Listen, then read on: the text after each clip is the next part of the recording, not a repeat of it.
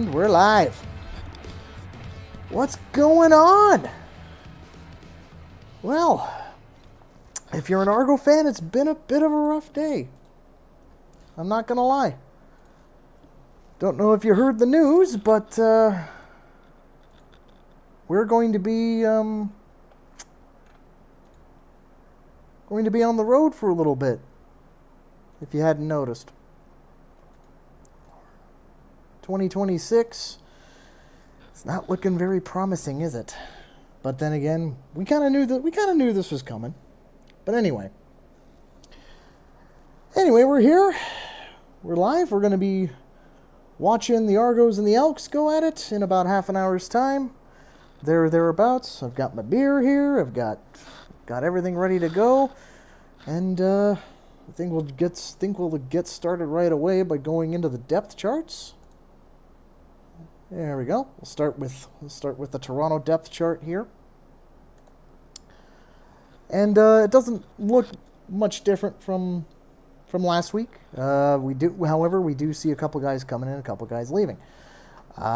We see Mark Milton is out and Moore is out. They're both hurt, from what I understand. And Kalen Laybourne, he's not here anymore.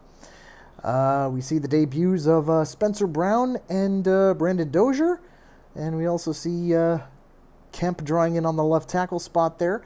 I still haven't heard anything about DeMonte Coxey as of yet, but you're starting offense. Nick Arbuckle at quarterback, Deontay McMahon, Spencer Brown in the running back, Felix Grand-Gauthier fullback, wide receivers Dave Unger III, Janarian Grant, DeMonte Coxey, as I already mentioned, he's a game time decision.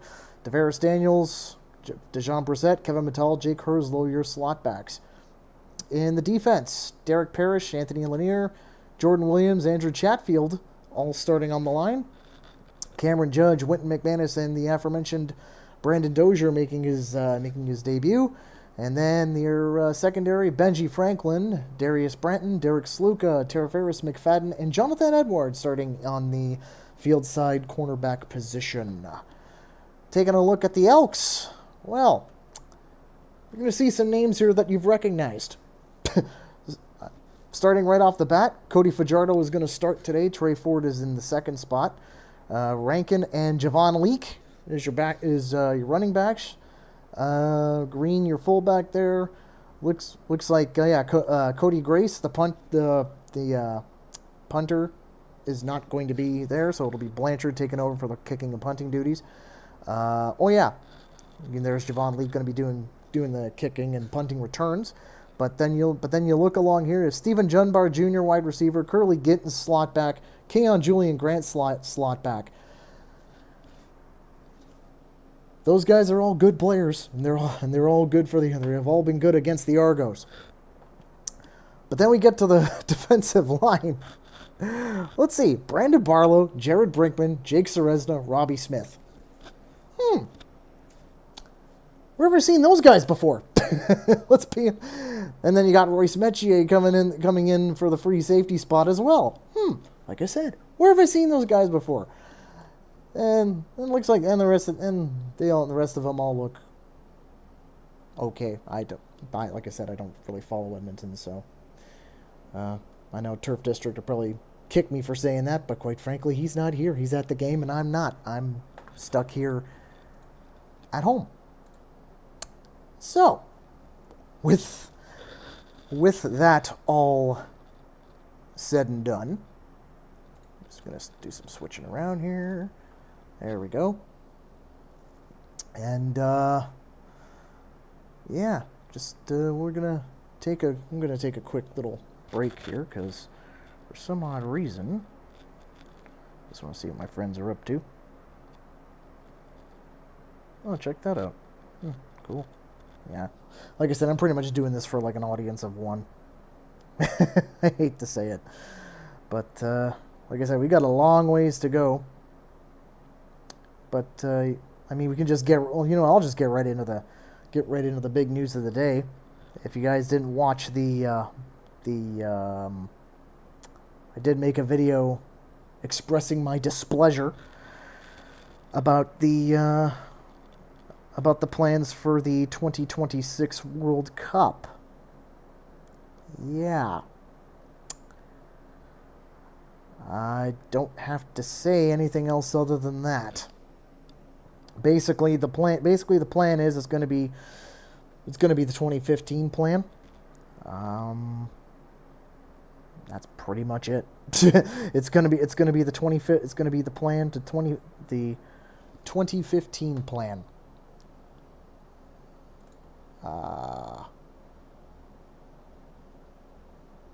So the 2015 plan. That's basically, if you want to know what the 2015 plan was, basically, that was where we ended up spending one game in Fort McMurray for touchdown North Alberta, one home game in Ottawa, and 2 games in Hamilton, thanks to the Blue Jays making the playoffs for the first time in God only knows how long. C'est la vie. That's, yeah. I don't have to say anything else other than that. I gotta check something here.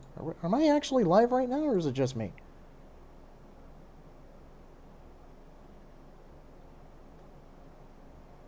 I wonder if I actually am live at the moment. Just give me 1 second. I hope it's not. I hope it's saying that I'm live, because otherwise this is going to be kind of embarrassing. Okay, it is. Cool. I just wanted to make sure.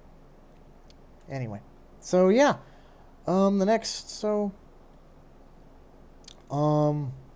Yeah. I know I'm kind of dallying here, and I apologize for that, but what else can I say? What else can I say at the moment other than, yeah, let's, just waiting for my stream to get, what I'm watching the game on to get going.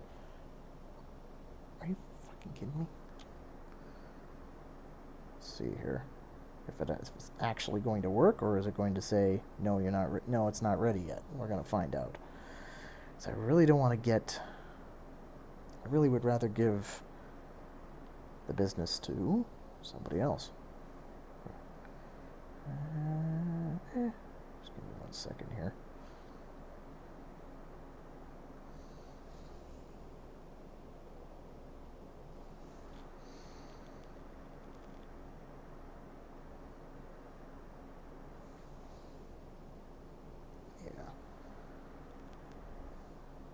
There we go. Don't ask me why it does this, but yeah. And yeah, it's still saying nope, not ready yet, even though we're getting close.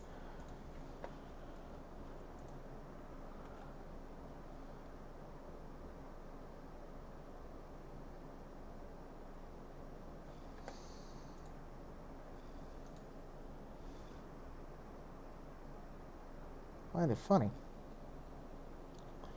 But anyway.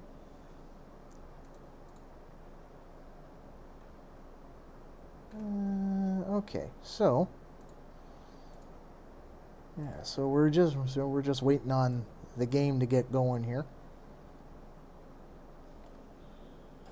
And right now they're in pregame. I've already gone over everything.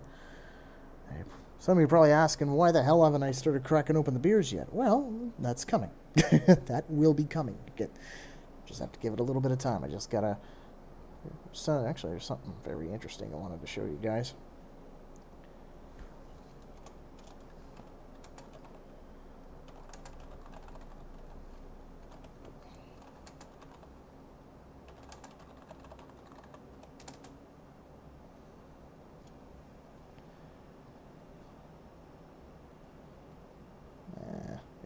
Maybe I'll hold off on that just in case.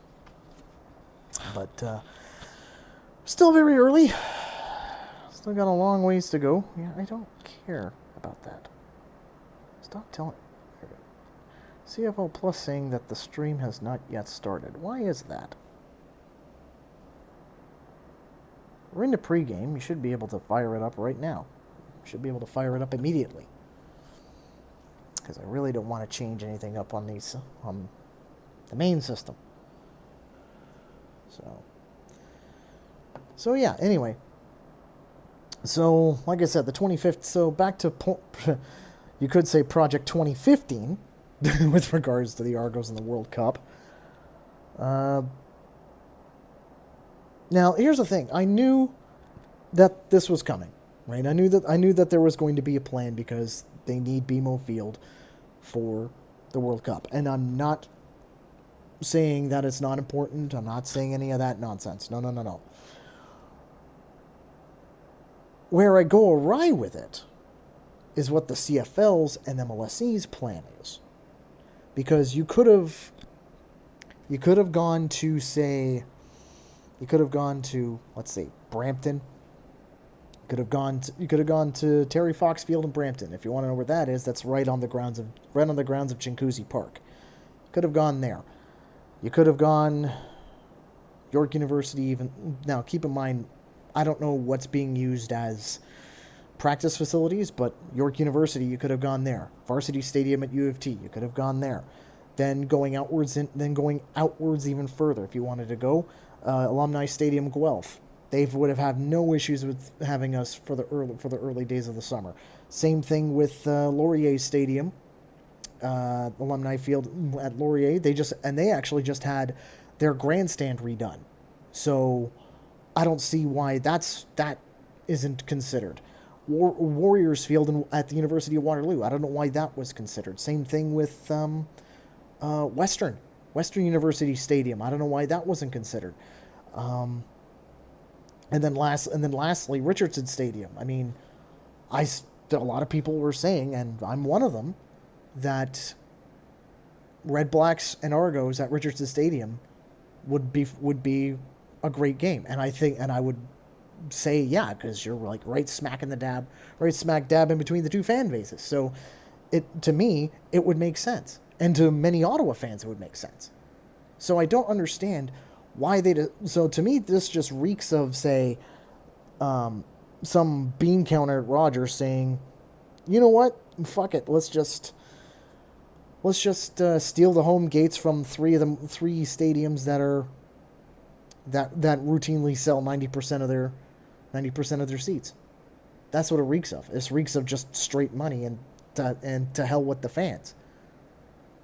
That's what this reeks of. I'm sorry, it just does. You can disagree with me on it, and I'm pretty sure people will, but that's my opinion on it. Okay? I feel that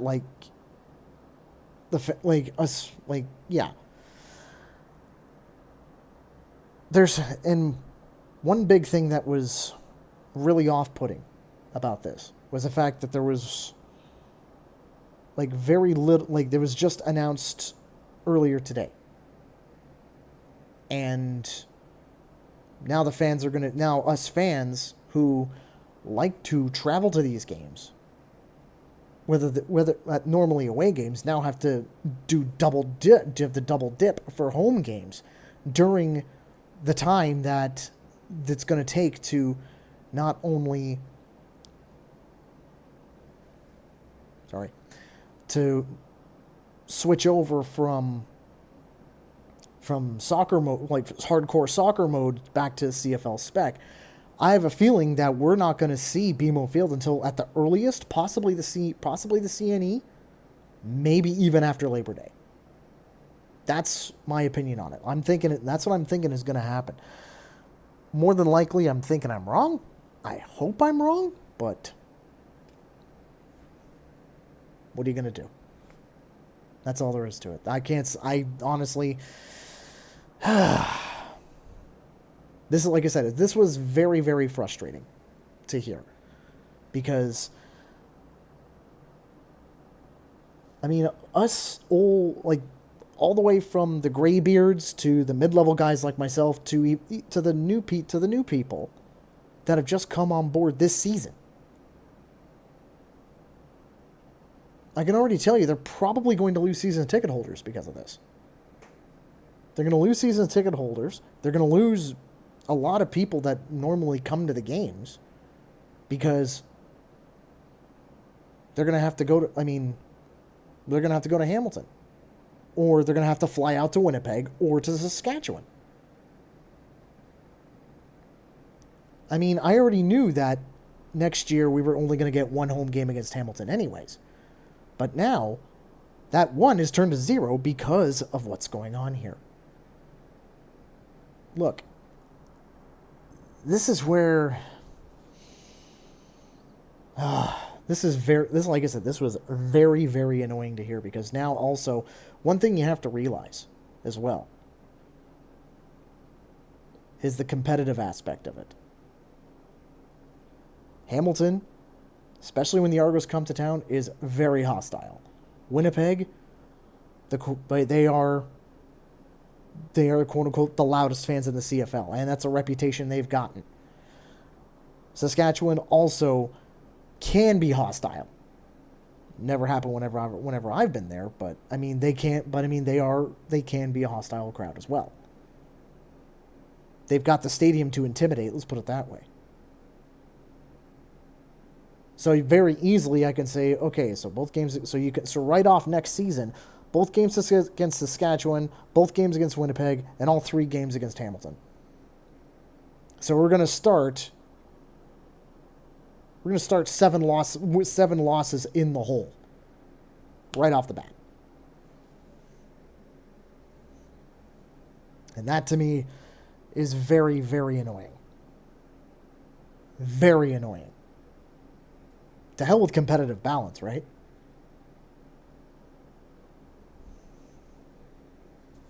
Yeah. Anyway, so one thing you guys are gonna... So I did some tweaking and some improvements over last year's stuff. So, for example, last year there was a little something that I had last year where basically I just kind of had it kind of split screen, and we had the had just the CFL's play feed coming through.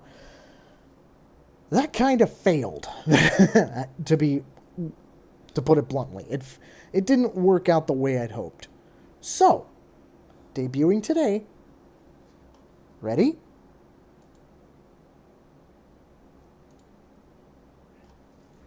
Ta-da!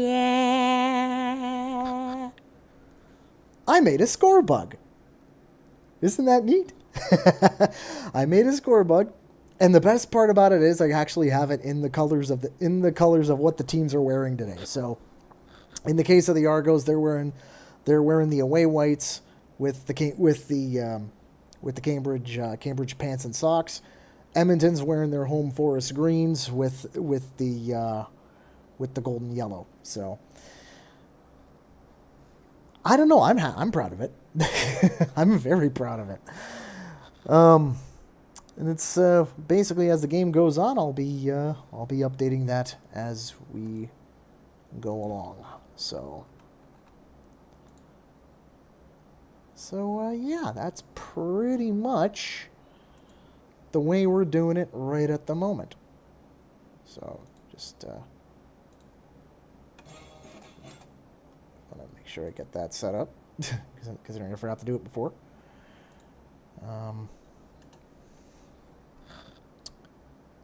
We got that. Touchdown song ready. Now, sent the link to my friend, so I'm expecting to get chirped any second now. So we'll wait and see about that. Got the score bug there, so I just gotta adjust it. Yeah, just to let you know how things are gonna, like, boink. There you go. 1-0 Toronto. 1-1. Oh. What I would like to see today is that. Doubt that's going to happen.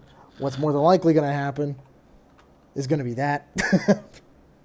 I hate to be a Debbie Downer, but this is true. But anyway, enough of me fucking around with the score bug. As we continue to wait for the game to pop up.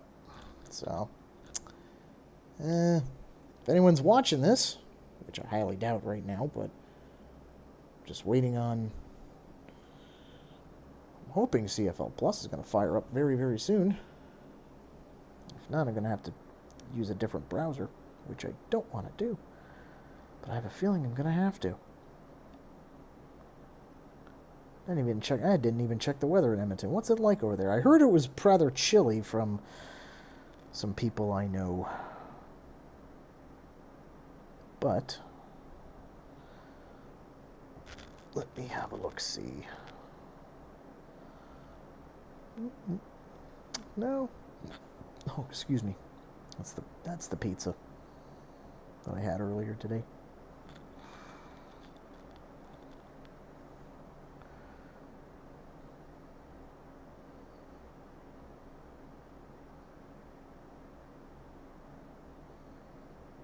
Let's see if it is actually going to do it or not.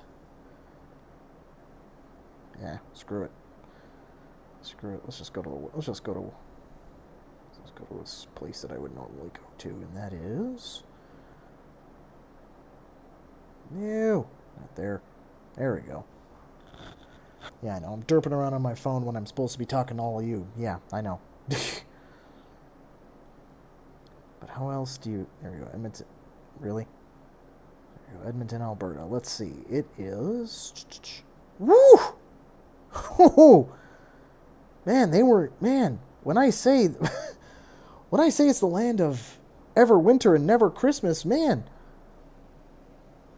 not wrong. I'm not wrong. It is currently 12 degrees Celsius. That's mid-50s for the Americans. With a wind coming out of the east at 12 kilometers an hour, gusting up to 29. So in Yankee, that's 7 miles an hour, gusting up to 18.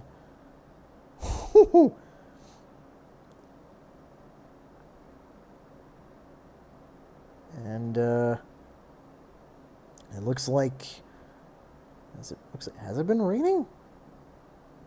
Can't really tell. Anyway, they're probably calling for rain, so Argos and rain tend to go pretty well together. But we'll see. Anyways, we're at 6 minutes to kick off. And,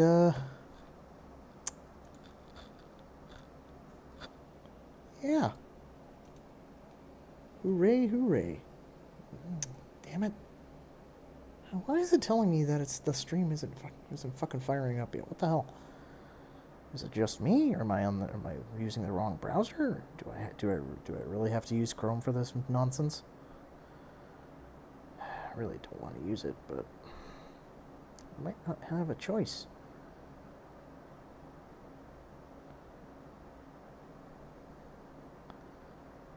Let's see. No, not that. Don't want that. This. Here we go.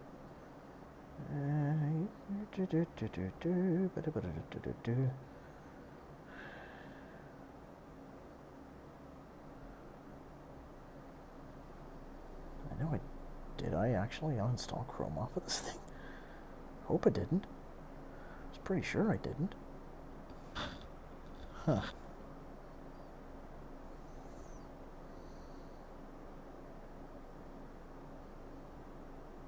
If anyone else is watching on CFL Plus, is it actually working?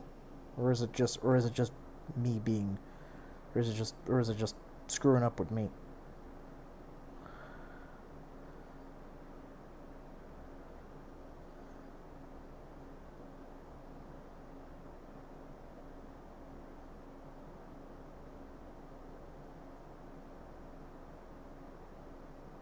Stream is not yet started. Of course, I'm almost positive the stream has started by now. Come on.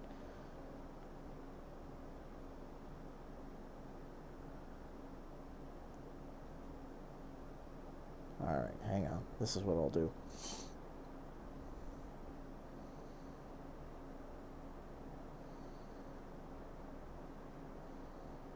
We'll just go right to. Just goes right to there.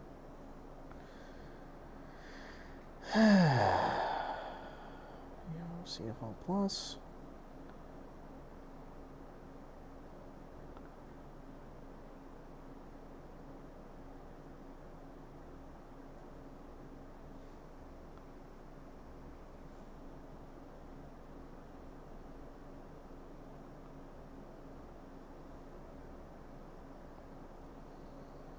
I am gonna call bullshit on the fact that oh, the stream is not yet started. Bull. Bet you any money if I pulled it up on my main computer, it'll say yep, it started. But I kind of don't want, but I kind of can't. Anyways, how much you want to bet it actually start? They'll actually fire it up at 9. How much do you want to bet that they'll actually fire it up right at 9 o'clock?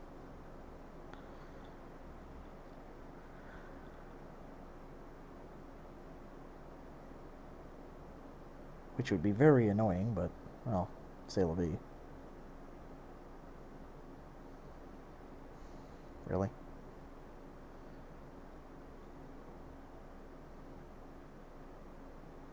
I must have uninstalled it.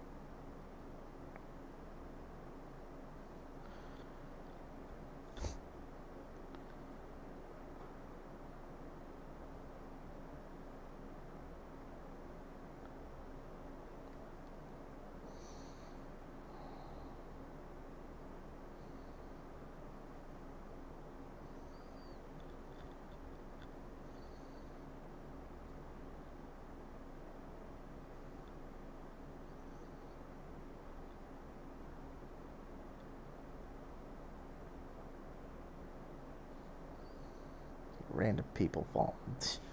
Blue Sky's funny. Get random people following me all the time.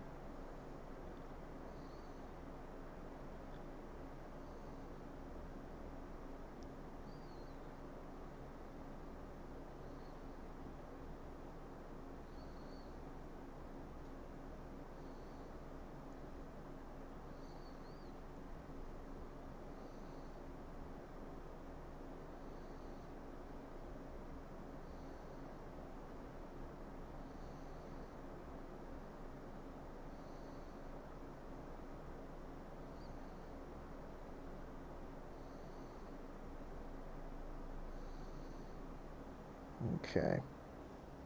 1 minute to 9 o'clock. One thing I need to know about the CFL is that they're never on time.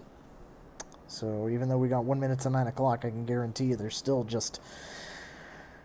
still going through it, and then eventually you'll get the anthems, and then the flyover, and then we can finally get the coin toss, and then we finally get frickin' started. But I want to know why this is still not working.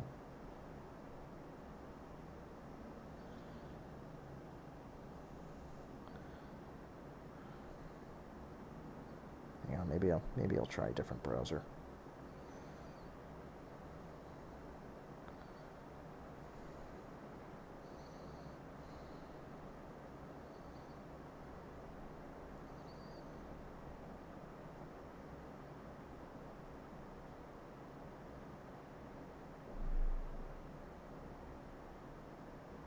Great. PG. Gotta wait.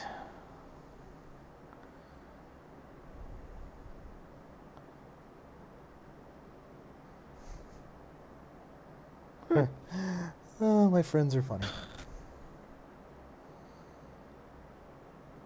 Almost there. Open that. Alright, let's see if we maybe with a different browser it'll work.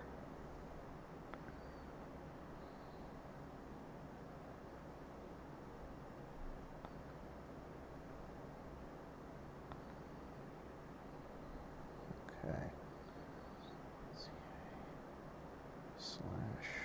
/plus.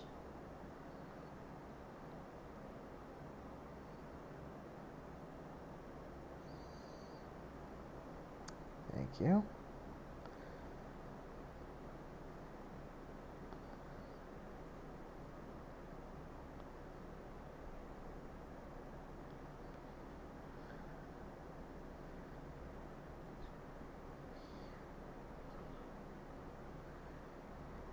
Let's video.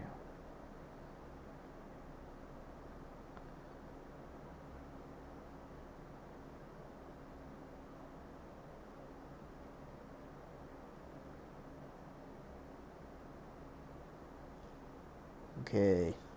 Don't know what's going on. I might have to switch to a different. What's taking this thing so long to load? I don't understand. Never had an issue before.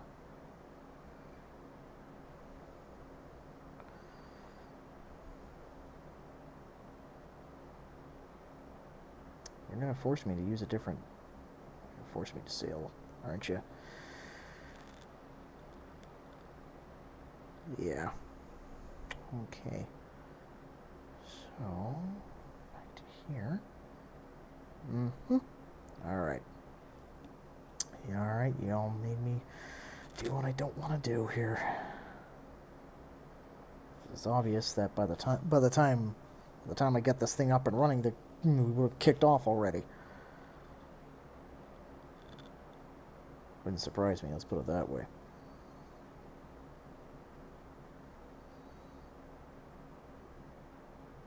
What?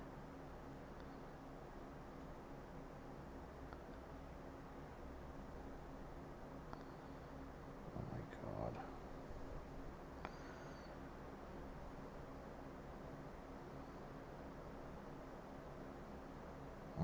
Go figure. Okay.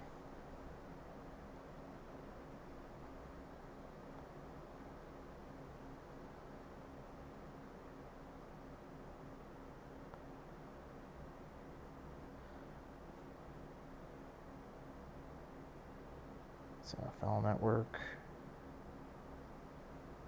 Maybe it hasn't fired up yet.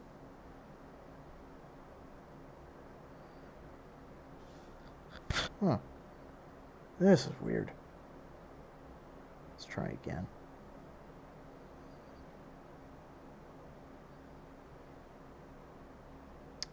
Derp. Forgot to get to turn my VPN back on. Oops. Switch it over.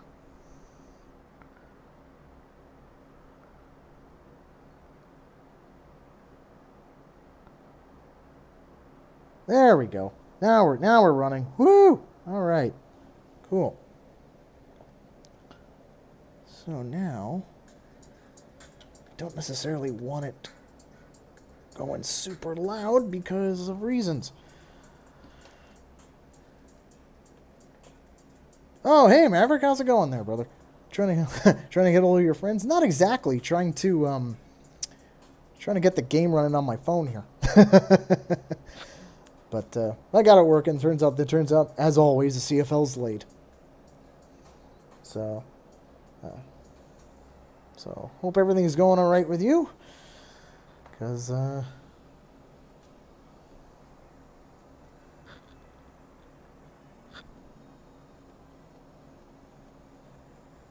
one thing I happen to like is, like, when you watch it on CFL Plus, I like the on-hold music, if you will. I really do like that. It's getting better every year. I like it.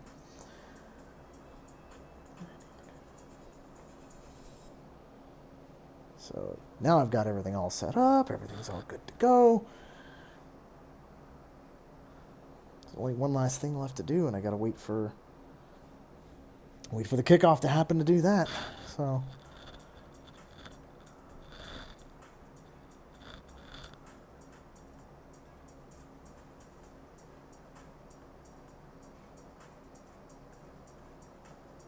Yeah. Use the phone to watch the games at work. Yeah. When I'm at work, sometimes I do that. I try to do that as well. I don't tend to sail the high seas, so to speak. But I try. A lot of times it's just I'll just keep an eye on. I just keep an eye on Google a lot of times and just get the score, and it's like, oh, okay, nice. And then I just go back to eating my lunch. Don't really get long breaks where I'm at right now, and hopefully that's going to change soon. There's Bo Levi Mitchell on the screen. Forget it. Yeah. It's like every time I see him, I have to flip him off. But, yeah, we're just waiting on the commercial, of which there is an awful lot. Yeah, don't mind the bird I flipped. That was for Bo.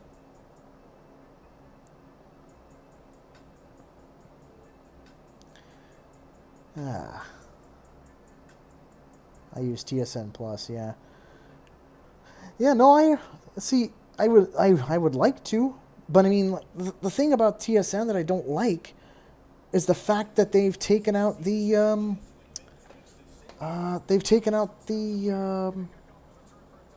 the daily pass.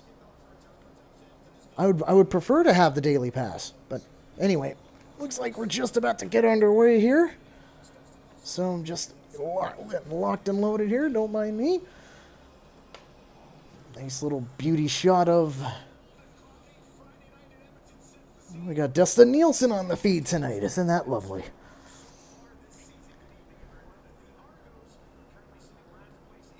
Shut up. Last place in the East. Shut up. Yeah.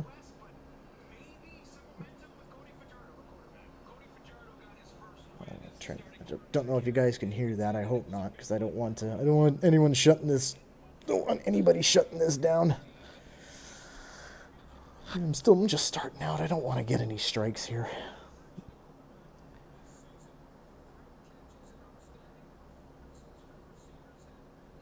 CFL Plus is indeed a godsend, yes. Oh, look, DeMonte Coxey's in the lineup. Yes, I heard he was a great time decision. Thought of some Labor Day Classic. Oh, we're gonna get our asses kicked. Hamilton is one of the hottest teams in the league right now. They're the beasts of the East. I really want to say Toronto's gonna win, but somehow I don't think that's gonna be the case. Anyway, looks okay. So since we're gonna do an Argos Fancast tradition here, crack open those cold ones. It's time for some Argos football. Argos.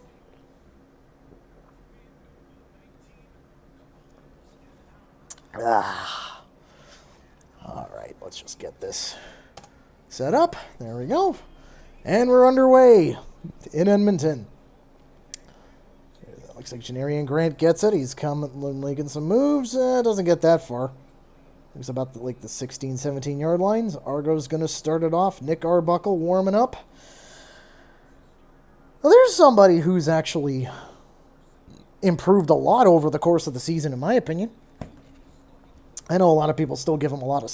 Oh, he got to the 22. Cool. Yeah. Yeah, hope not. Have to admit, got to admit, Bully is hot cute at quarterback. Yeah, when you give him somebody like Kenny Lawler to throw to, he can get pretty hot. Anyway, so Argo starting out here. Looks like single back. Only one guy in run. All right, and only got back to the line of scrimmage. A little bit of a broken play to start. Oh, that's good. I hope that's not a sign. Whoa! Knocking on one, nearly knocked my screen over. I better take another swig of this. So it's going to be second down here. So second down, maybe. I don't know. I don't think they count that. I don't think they're going to count that as a sack. Yeah, 2nd and 10. He got back to the line of scrimmage. All right. Nick Arbuckle, receivers in motion. Arbuckle drops back, escapes, launches it deep, looking for man. Yeah, he's got him wide open. First down, Toronto. Dave Ungerer the third. All he does is catch footballs, and it's a big first down for the Argos, switching field position instantly. And I mean, Arbuckle was in trouble here, but he was able to maintain his composure. But a nice, great catch by Dave Ungerer there. To quote my buddy Adam Goss, that's a first down, Argos. Well, not exactly like that. I put a little bit of inflection in it. Anyway, from Toronto territory to the Edmonton 32. What are they going to do here? Looks like it's Mac Mahan taking a nice little run to the sideline. Gets maybe about 5 or 6 on that play. Be second down upcoming for Toronto. Yeah, I still find this hilarious that. Pardon me. Oh, excuse me. Oh my goodness, I was burping up a storm here. Thanks, Domino's. Yeah, I mean it's You got 5 Argos in that starting defense. What can I say? So 2nd and 4. We're definitely in Liram Hiralahu territory here. What do we got here?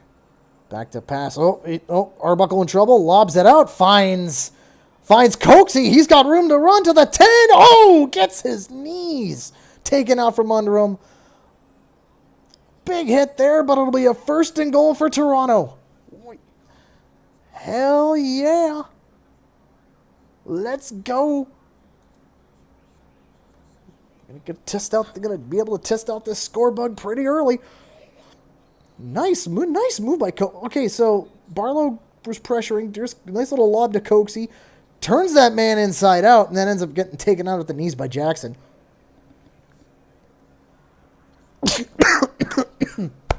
Oh, Jesus.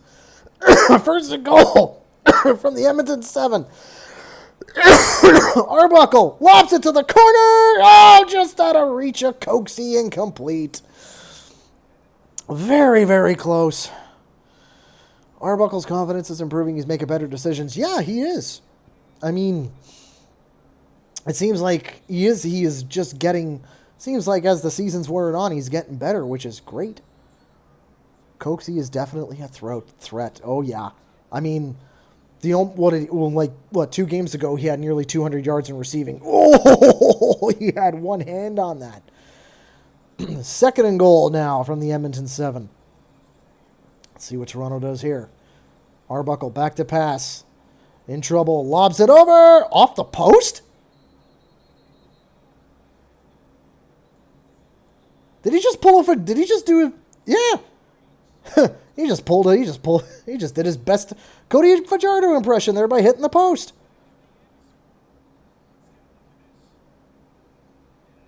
Lobs out. Doing. He had Unger available. Be lucky this wasn't a playoff game. 3rd and goal now from the 7. Liram Hiralahu. This is... Oh, come on. This is easy. Kicks up. Good. And the Argos take the early 3-0 lead.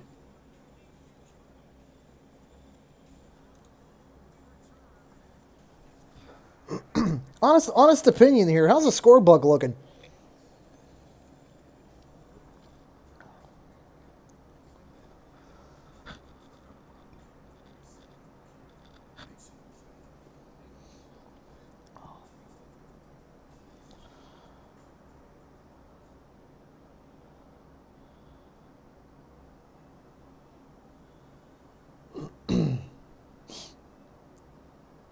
As I nearly drowned myself in beer earlier. Pardon me. Ugh.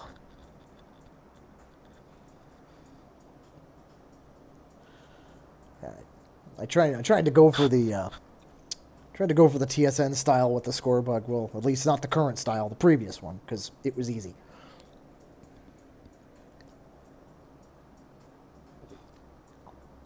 It's 3-0.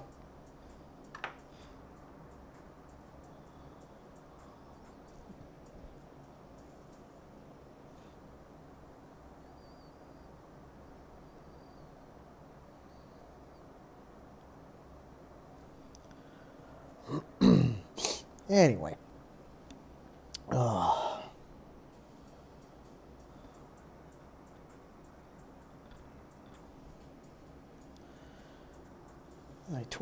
As we twiddle our thumbs and wait for the commercial to end.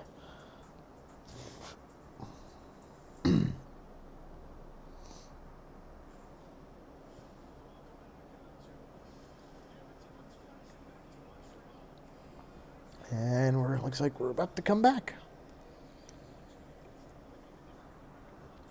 Oh.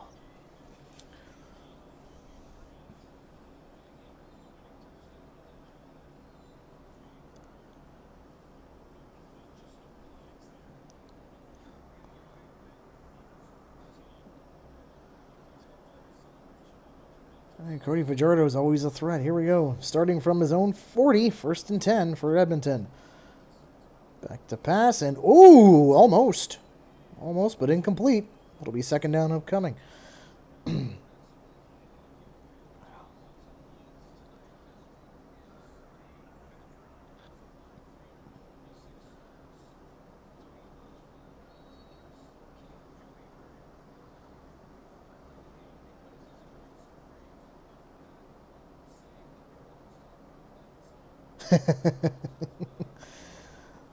Yeah, that happens. All right, 2nd and 10. Edmonton, back to pass. Fajardo over the middle finds his man, and he's going to get the first and a little bit more. And, oh, a big hit. Takes him out. Who is that? Doesn't matter. It's first down Edmonton.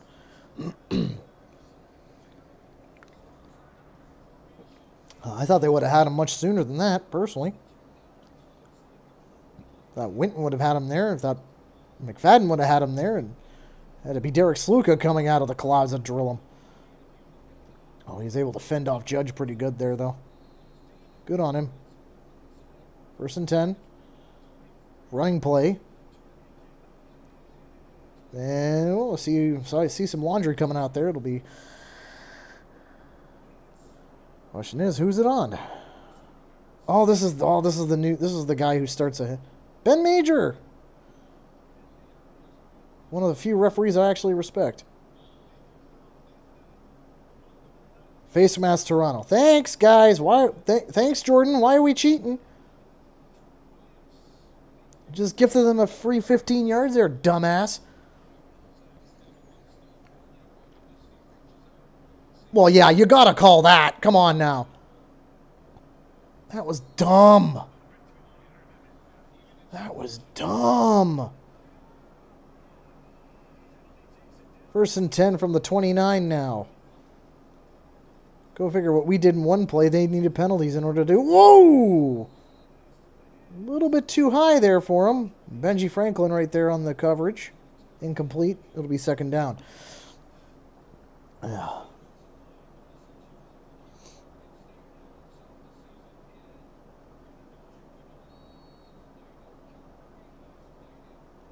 Edmonton's always been a stadium I've always wanted to go to, but I've never had a chance to. The schedules have never really jived at all. 2nd down. 2nd down and 10. Fajardo back to pass. Finds his man, and no, it'll be 3rd down upcoming. Gets forced out of bounds. It'll be solid 3 or 4 yards.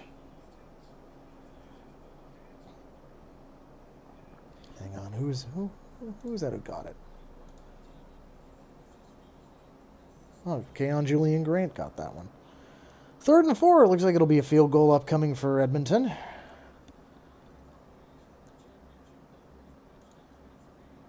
Let's get the score bug ready. Vincent Blanchard. 11 for 14. Okay, not bad. Should be a chip. 30-yarder? Shouldn't be able to make this in his sleep. Kick is up. And it's good. Tie ball game.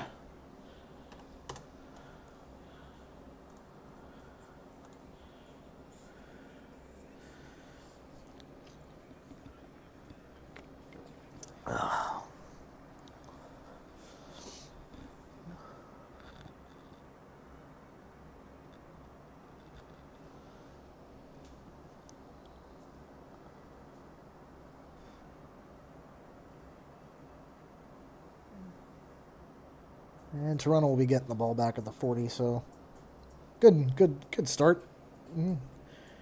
One thing I've looked kind of historically over the last few years into this fixture, and one thing you'll notice is that the games have always been very close. There hasn't been a real blowout anyway recently. Games are usually pretty nip and tuck. I mean, the last time these two teams faced off, it was walk off rouge in overtime. Then again, I don't think we had many of our starters in that, because the next game was the East semifinal for us. So go figure. Nick Arbuckle started that game too.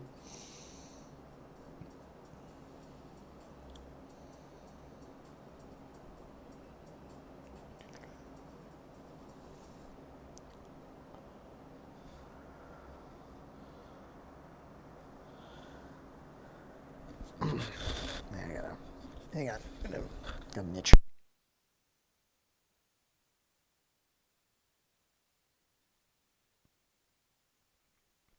There we go. All right.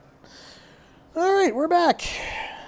Everyone seeing Nick little highlight package here with Nick Arbuckle. Yeah. This game, last week's game against Ottawa was a game we should have won. If the defense would have had any sort of semblance of, I don't know, competency, being able to stop a beach ball would have helped. Be quite honest, I don't think they would have stopped our streamers coming through out of the end zone. Anyway, first down, Toronto. Whoop, oop. Yeah, they're probably going to call that procedure on us. Because they...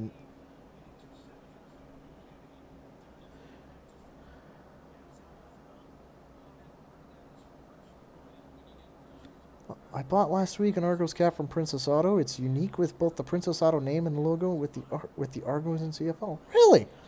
I'm gonna have to go to my local and see if I can find one. Huh. Well, Edmonton got called offside. Oops. Oh, yeah, I got a little overeager there, Jared. 1st and 5, Toronto. Yeah, like I said, so yeah, I'm gonna have to go check that out. See if my local has a my local Princess Auto has one, as well as maybe a socket or two. Anyway, 1st and 5. Running play. Get close. It'll be 2nd and inches probably. Deontay McMahon.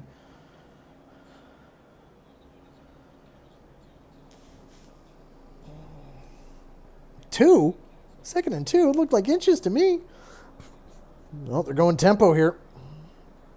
I'll get you the skew. Oh, absolutely. Put the skew up in the chat there, remember? And getting closer. Maybe 3rd and inches, maybe. He's still short. Yeah, looks like 3rd and inches, maybe. Coming up.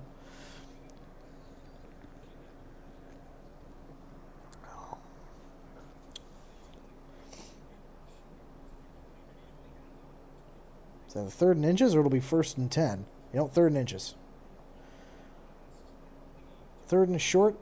That 9 for 10. That surprises me. Oh no, no. Oh, there we go. Okay. Oh, they're gonna go. They're gonna go sneak. And oh yeah, he's got it. He's got it. At least he better have it. Had me worried there for a second before the run up. Yeah, he got it. Yeah. Psh. Forward progress. He's way over the line. Okay, I'm gonna just grab a. All right, 1st and 10 from the Toronto 50. Had to get the yards the hard way on that one. Yeah, I'm just gonna write that down. So what's that? All right, 1st and 10. Little floater, no. Oh my! Ooh, that did not work. Coxie dropped on the backfield for a short loss. All right, so yeah, so I got the skew number. Now I'll take I'll go and go take a look at some point on the weekend.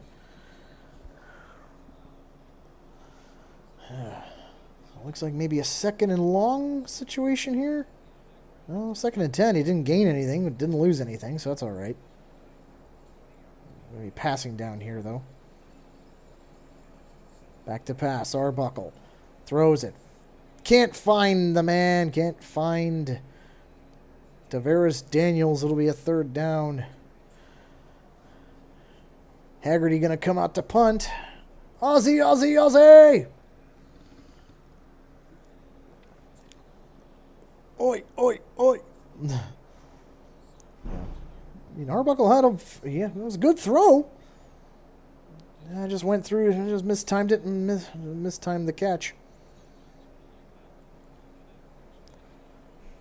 Haggerty back to punt for the first time today. Let's see how.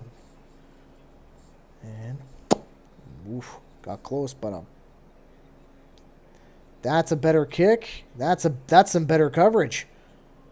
Probably gonna be no yards call here against Toronto though.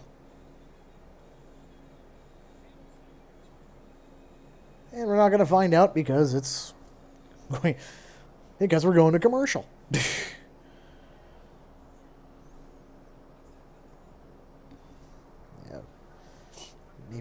Maybe the CFL site is actually going to. Maybe the CFL site will actually work for this one. Find out what the penalty is. Am I play? It's not there yet.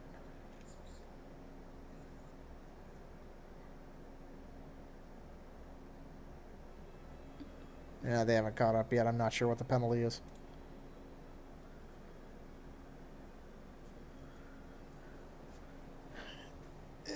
Picking up a Ticats one out at the Burlington location. Yeah. Yeah, I live in a different area code from everybody else here, so I don't exactly know what they're going to have. I mean, when I've gone to Princess Auto, I've seen Elks gear, I've seen Stamps gear, I've seen everything else except the ones I'm looking for. So, like I said, I'll have to look that up a little bit later, and like I said, maybe I'll take a trip out there on the week, at some point this weekend. See how it looks.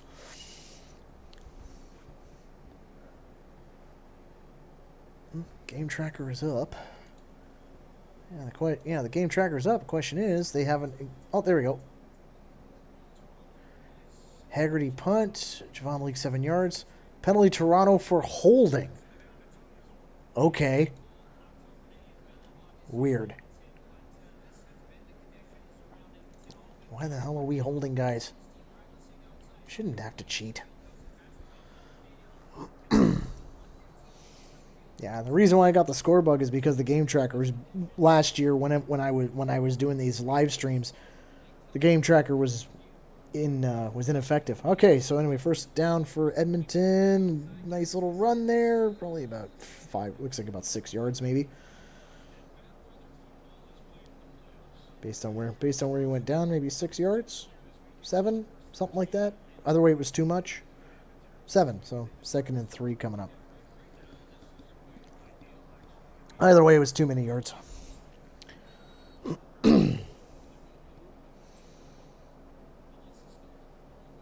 want to see if I can find anybody I recognize out there.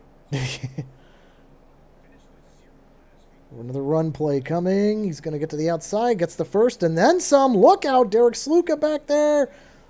Dude, what are you doing? Just take the man down. Don't go for the strip. Just take the man down, for God's sakes. First down, Edmonton.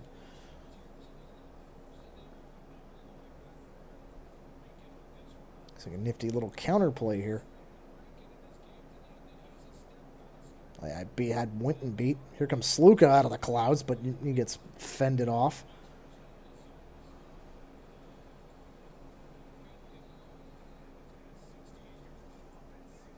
Justin Rankin. Huh. First and 10 Edmonton from Toronto's 50. Fajardo back to pass. Gets flushed out. He's going to run, and okay. Gets about 8 yards on that. It'll be second down. Anthony Lanier touched him as he slid.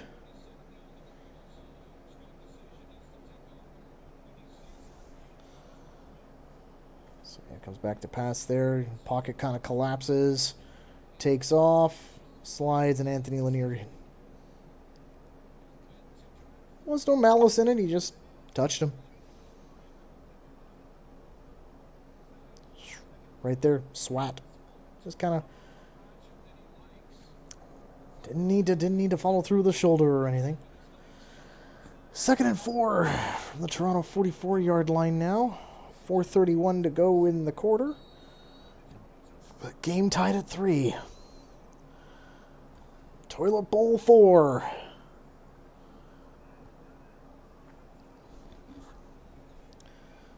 Looks like you're going to go single back again. Fajardo back to pass. Argo bringing the heat. Gets the ball away. First down, Edmonton. Winton able to tie him up.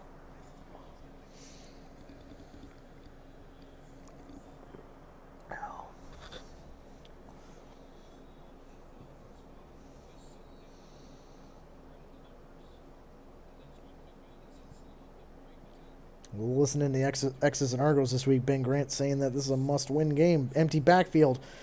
Throws it out on the screen. Sets a lot of room here. Oh, my goodness. Inside the red zone. Rankin again. Well, looks like there's an Argo taking a knee on the sideline there. Hopefully he'll be fine, but they're probably going to have to get somebody out there to have a look at him.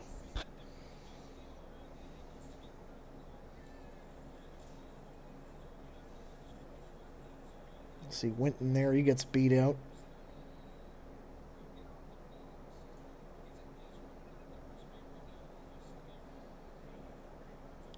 Judge and Sluka on the tackle. 1st and 10, Toronto inside the Toronto 15-yard line. Edmonton threatening now.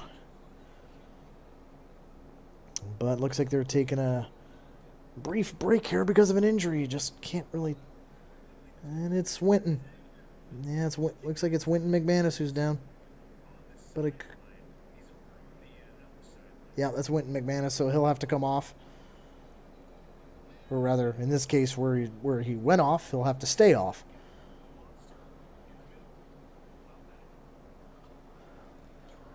I watch X's and Argos too. Yeah, I won beer off them this week. I gotta go pick it up after the C&E game next week.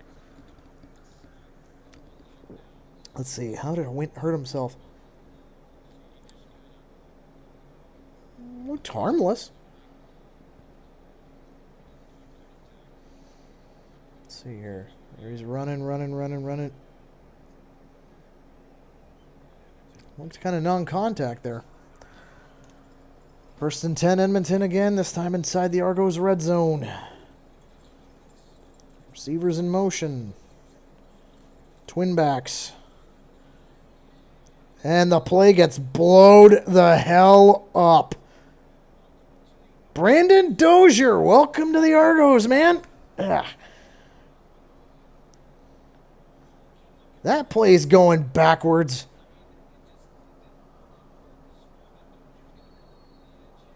They had twin backs, too. I thought for sure. Gave it to Rankin. Dozier didn't bite on that at all. 2nd down and 2nd down and long. Make noise if you can. Empty backfield. Fajardo gets the ball away.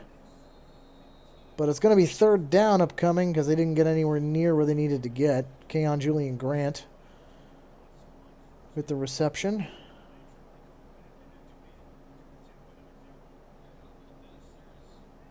Third down and 8. And Edmonton's poised to take the lead.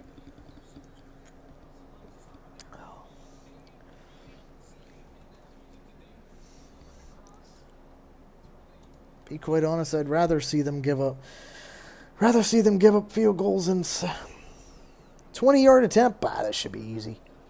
Kick is up. Oh yeah, that's good.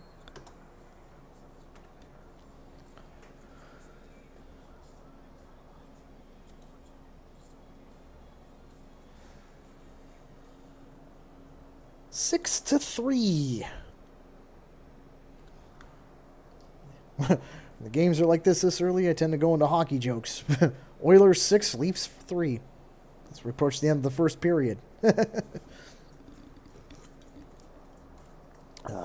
One soldier down, time to get another.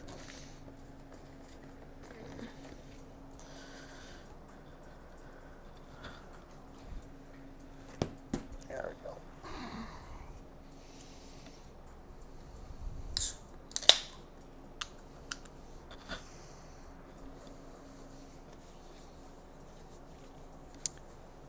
Anyone watch that Ottawa-Winnipeg game last night? That was a bit of a barn burner near the end, I can tell you that much.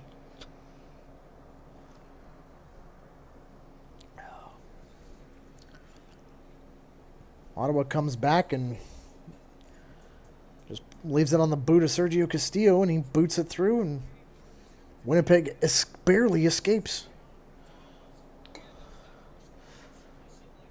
Hey, and there's our favorite. CFL's newest shit disturber. Luke Wilson. Love him or hate him, tell him or he's telling lies. That's all I got to say about that.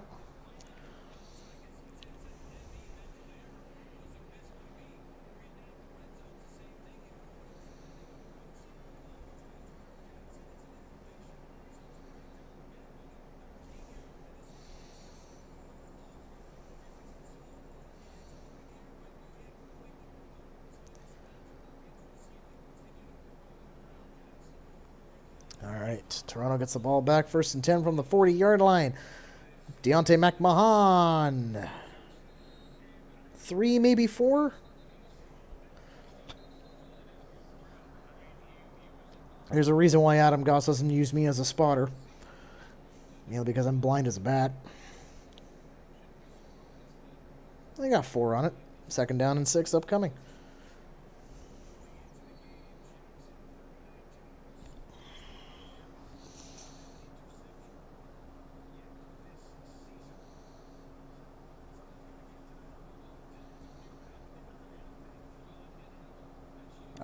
Here we go. Fields in motion. Empty. Single back. Arbuckle lobs it. Finds. It's Coaxey, and he's got room to run. And razzle dazzle. 1st down, Toronto. That's a 1st down. Argos. Finding Coaxey again.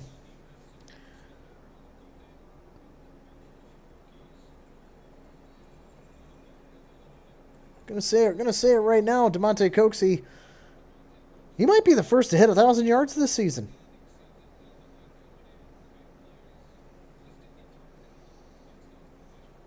First and 10 from the Edmonton 41 now. Over to Janarian Grant on the sweep. 1 or 2. Referee's blowing their whistle for something. Did you hear about EA College Football 26? Someone, yeah.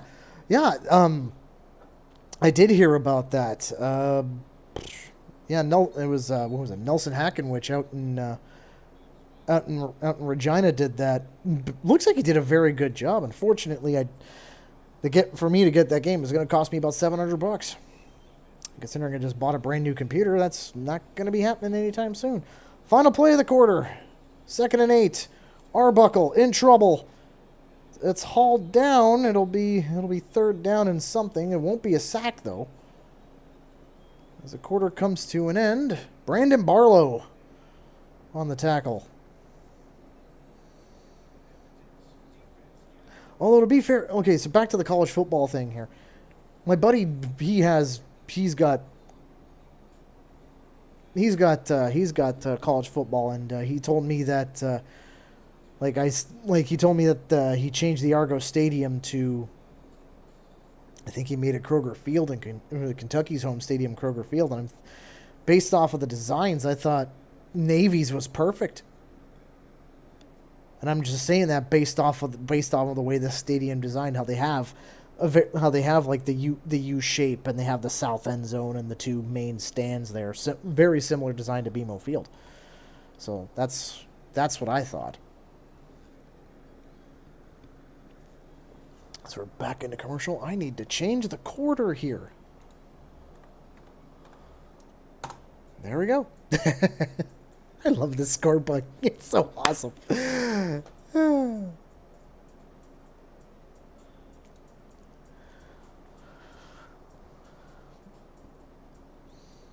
Yeah, actually, there was the CTV actually did a full story on the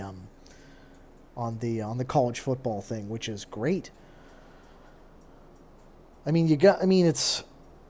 It's something that looks like it's better quality than Madden, and you can actually And the players, I hate to say it, last as long as in the college game as they do in real life. I hate to say it. Except for except for the guys who really stick around, right? But thank you. Thanks. MVP is going to be the score bug this year.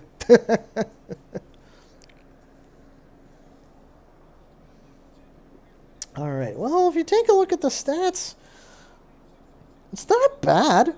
118 yards to 105. The offense is relatively close. Like I said, everything looks very close between these two teams, which is kind of disturbing if you ask me.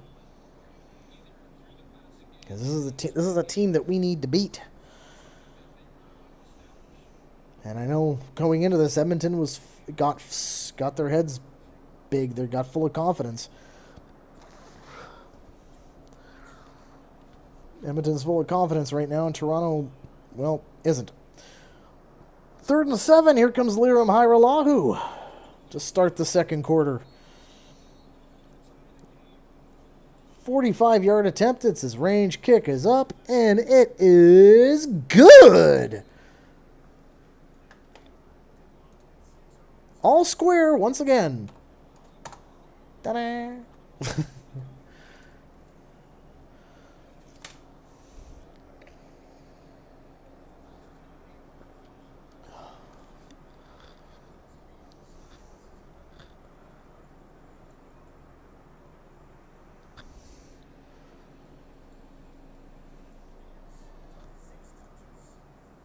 I'm going to be able to use that score bug at least 3 times this season. Tonight, and the final 2 games of the season when we're on the road to Saskatchewan and Calgary. So that's going to be awesome. So Edmonton gets the ball back on their own 40. After the field goal, it's 1st and 10.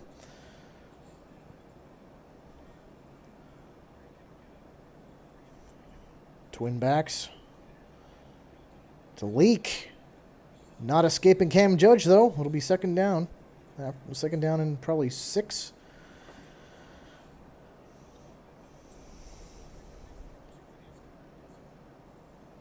You're joking. They're bringing back the kick to win? $500,000 at the Western final. Oh, pardon me. The West gets everything. They get all the fun stuff. Can't get into any of the contests because we don't live there. 2nd down for Edmonton. Fajardo back to pass, throws it, and you can't, caught it on the one hop. Fortunately, you can't really do that, so it'll be 3rd down. 3rd down, Elks. Or depending on who you ask, the Elkamos.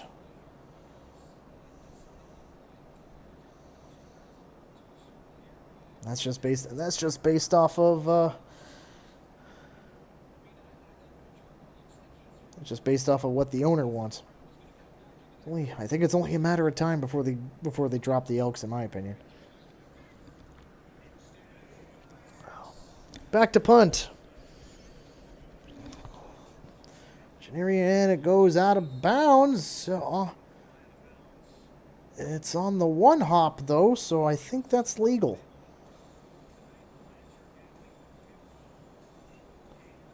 I don't think it was yeah, it's not an illegal kick out of bounds because it didn't go straight out. At least I don't think.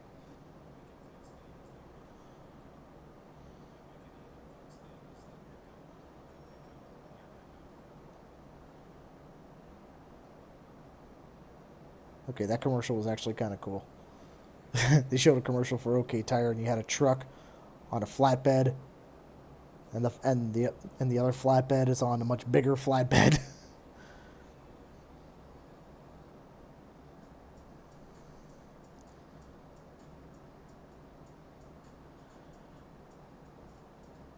We need to find a way to fix the Toronto market so more fans come to games. Last time I went, it seemed to be older fans there and not too many families as before. You know something? The thing about that is that I agree. I mean, at this point, first thing you have to take a look at least in my opinion, It's the concession prices.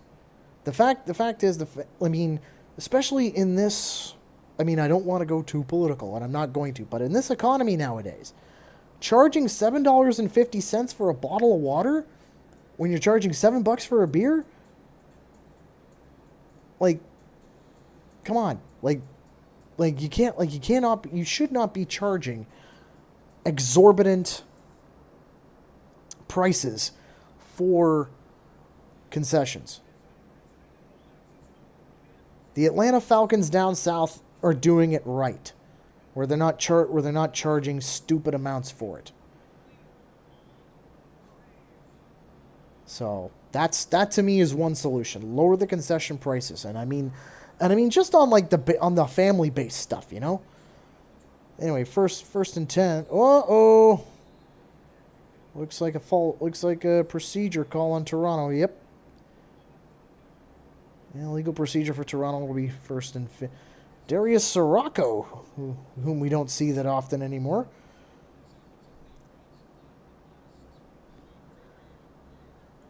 Oh, well, that's what tailgates are for. For the alcoholic stuff, yeah. But the thing is, in Toronto, there's still, I mean, yeah, tailgating has grown exponentially from the time the team had stopped their support of it. I'll finish that thought once we get through this play. So first and 15 now. Nick Arbuckle back to pass, throws it, finds Coxey. Gained probably about 5 or 6 on that, despite him getting pushed back behind the line. We second down on coming. Anyway, so yeah, so the tailgate has grown exponentially, right? And that's perfect. But a lot of people, number one, hey, the man got his ring finally. Problem is, it's kind of the traffic. Traffic is kind of the problem. And the traffic going into BMO Fields, going into the X grounds, and coming out of the X grounds is fucking stupid. 2nd and 7 for Toronto here. Arbuckle back to pass, and oh my goodness. He just gets annihilated.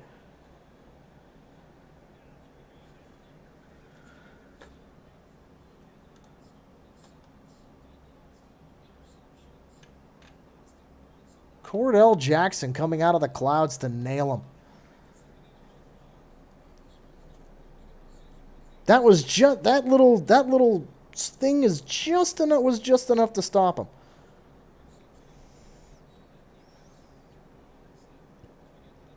Third down for Haggerty to punt it away. 3rd and a mile.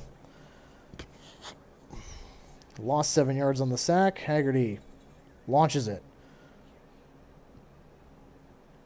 Whoops, slipped there. Got an opportunity. Nope. Slips a tackle. He's going to get to the outside. A stiff arm. Still going backwards, but oh my goodness, what a hit. Derek Sluka. Big hit for that young man. Jake Ceresno on that sack.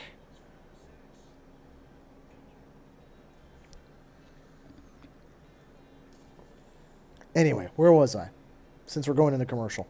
Okay, so traffic going in and out of the city is stupid. As someone who drives in for specifically to tailgate, I can attest it is getting dumber by the season. So, and they don't really and there isn't really much of a tailgating option for those who take transit. I mean, realistically, if you're taking transit, you're going to be going to one of the restaurants in the village. You're going to be going to something in the water or Brazen Head or left field. Those are the 3 places I recommend anyway. But there really isn't much of a tailgate option for those who take transit. And there is an awful lot of people in the city who do take transit to these games. I used to be one of them. Way back in the day. Used to take the Go Bus. That's why you have to go early. Yeah, that's why you have to go early. Yeah, that's the thing. Where I live, do you know what? For a 3 o'clock game, for the 3 o'clock game last week, I was at BMO Field at 7 a.m. I beat everybody by a solid 2 hours.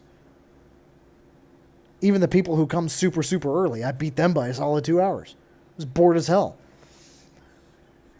And that's the thing. Like, I tend to aim to get there like a solid 7 or 8 hours early. Not just to get shit-faced. I'm not there to do that. I do it because to beat the traffic.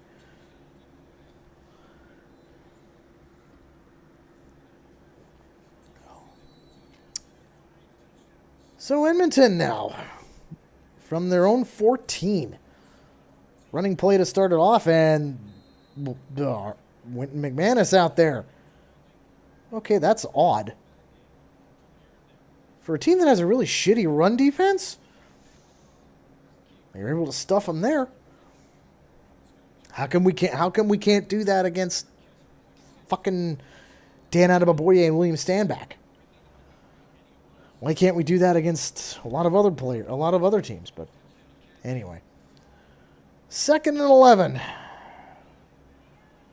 from the Edmonton 13 now. Fajardo sets the field in motion. Back to pass. Gets swamped, but gets the ball away. Whoa! Big jump there. Did he get it? It'll be close.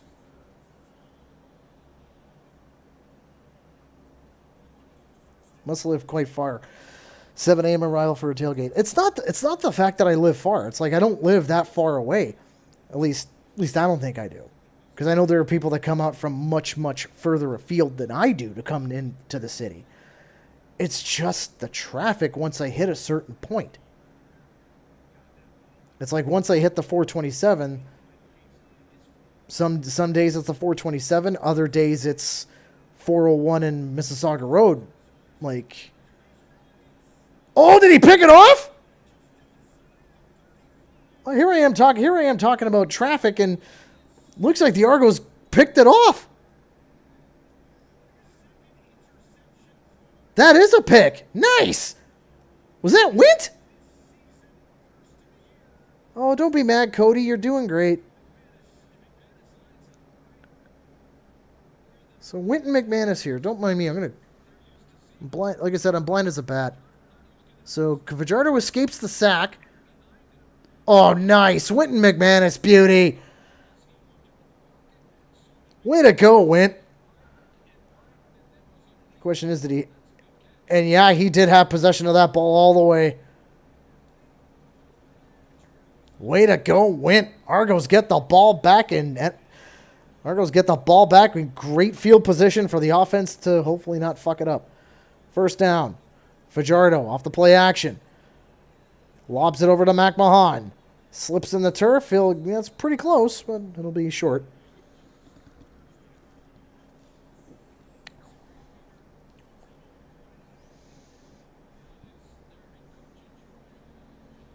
Wint, we love you, bud. Look at that. Beautiful. That was a great catch by Wint, too. Nothing flashy. It was just two mitts. Boom. 2nd and a yard. Sneak. The highest percentage play in all of the CFL.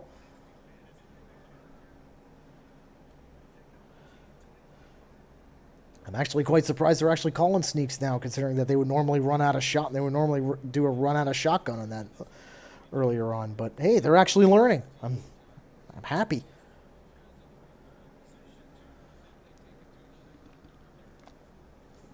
First down, Toronto.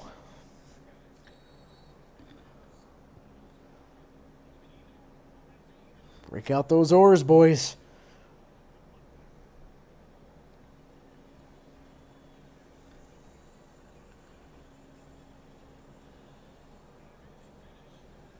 Empty backfield? Nope. Nope. Not going empty backfield. Quick out. Finds Deveris Daniels for 5 yards or so. 2nd down upcoming.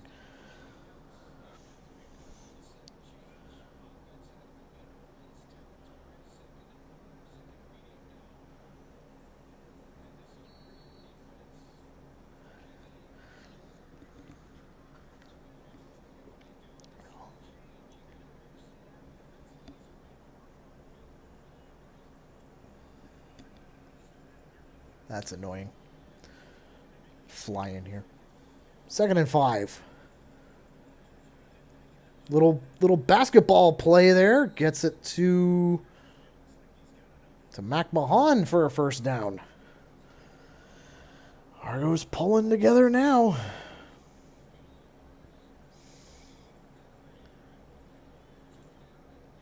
I love those little basketball shots they do. Hey, whoop, floop, see?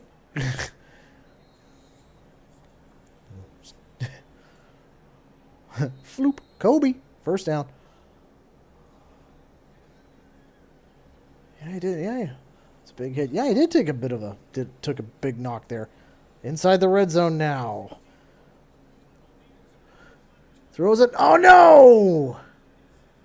Flag coming though. This is probably against Toronto here.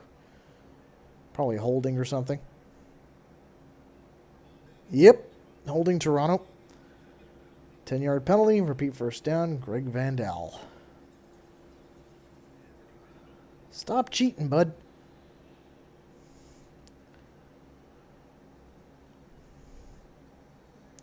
Yeah. Got lucky. To be honest, he got lucky there. That play could have gone a lot worse. Out of the red zone now. It's 1st and a mile. Let's see what comes out of here. Back to pass. Nice little floater. Finds... Who is that? Gains about 15 back on it, though. Finds Kevin Mittal. No, Deshaun Brissett. Sorry. Gotta put my glasses on.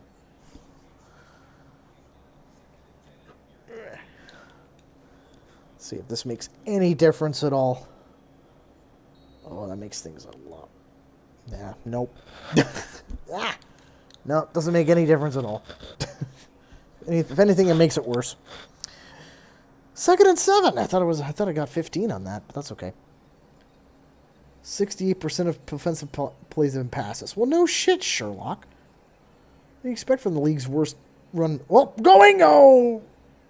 Threw it. Incomplete. It'll be 3rd down. Looking for Kevin Mittal.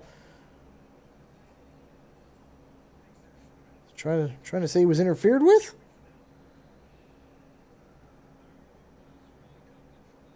Okay, so we get... Mm-hmm.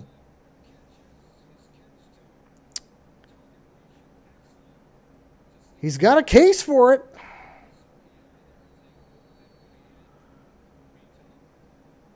He's got a case for a challenge here, but I highly doubt he's going to throw the flag on just that.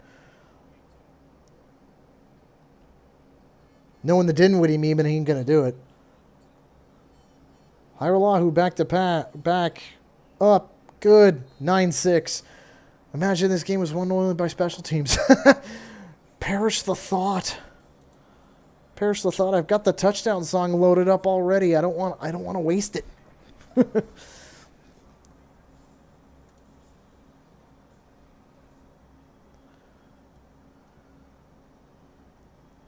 Got the touchdown song loaded. I don't want to waste it, but I mean, c'est la vie, right?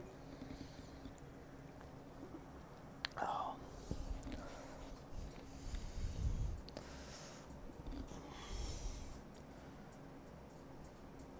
Not only that, to be fair, this season it wouldn't be our special teams winning this game. It would probably be Edmonton's special teams to win it for him. Let's face it. Coverage teams have not been that good. I mean, I've said it on the fan cast this week. Mickey Donovan, I think, needs to be looking over his shoulder, and that's just because the game against Saskatchewan, where we were on the cusp of overtime, and we only had 11 guys on the field. Yeah, that was unacceptable then.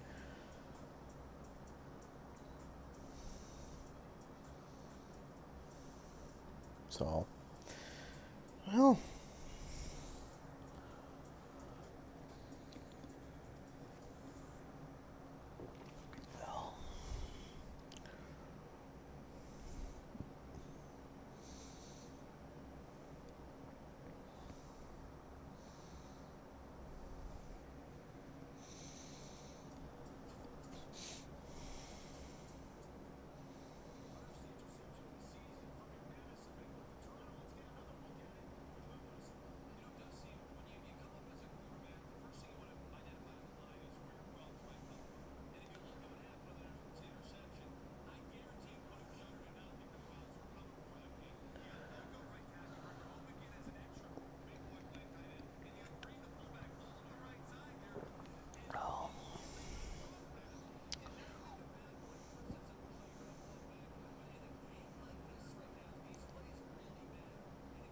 Let's see Winton get another interception here. That would be awesome. So, 1st and 10 Edmonton from the 40. Bit of a snoozer so far. Floats it over, looking on for a screen. Gets close to a first down. He's probably what, 2-3 yards shy. Who's that? Is that the new guy? Well, that's Stephen Dunbar? Huh. Okay. Didn't think his hair was that long last time we saw him, but okay. Let's use Troy Polamalu's Head and Shoulders. 2nd and 2 from Edmonton's 48.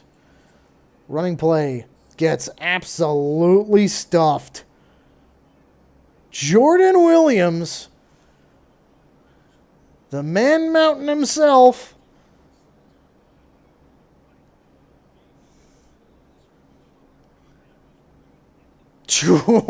him and Judge were through on that. There was nothing coming from that. He was not going anywhere. Not only that, it didn't help that he slipped in the turf either. 3rd and 5. So it'll be Edmonton punting. Ooh, got close. Little bouncy. Oh, shit. Why'd you touch it? Why'd you touch it, Janarion?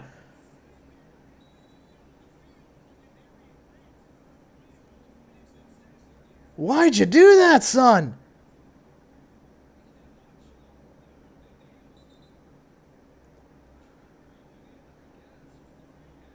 It'll be Toronto ball, but geez, that was almost a disaster. Like, bloop. Yeah, he shouldn't have done that. What was he thinking? Bro, what were you thinking, dude?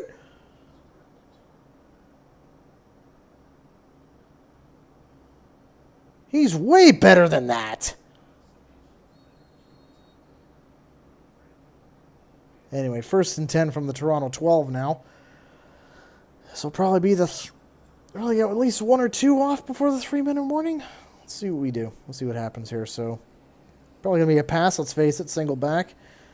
Back to pass is Arbuckle. That gets flushed out of the pocket. Sidearms it and looking for Mittal. Incomplete pass, 2nd and 10 with 2 seconds to go. So this next play will be the final play before the 3-minute warning.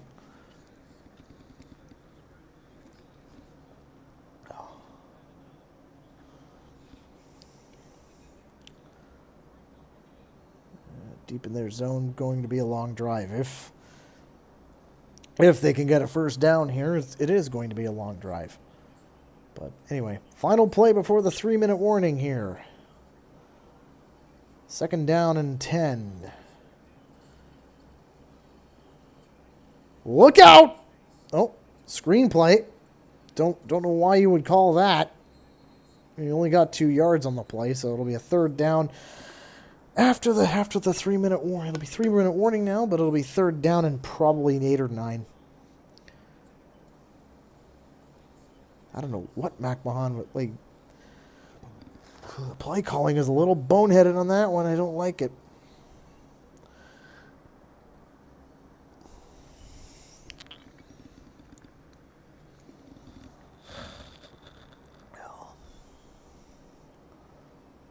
You have to rely on the boot of John Haggerty.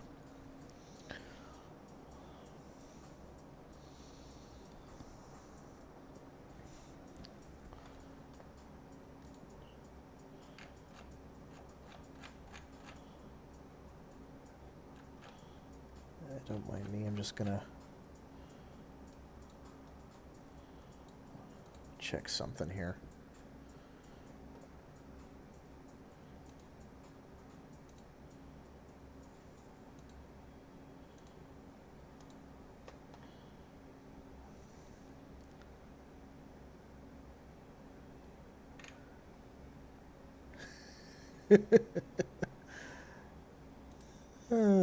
That's actually kind of funny.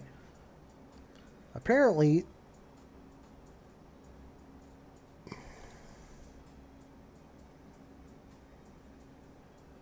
really? No, that's not who I think it is. Is that Derek?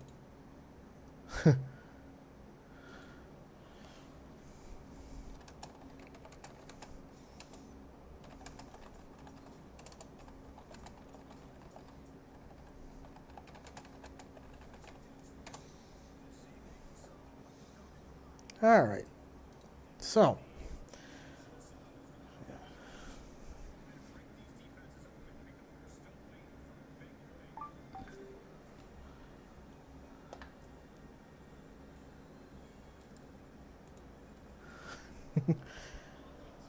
So, Haggerty from the goal line here, 3rd and 8. He launches it.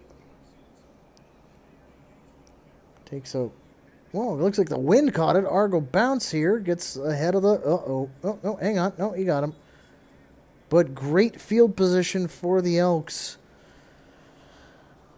to potentially take the lead going into the half.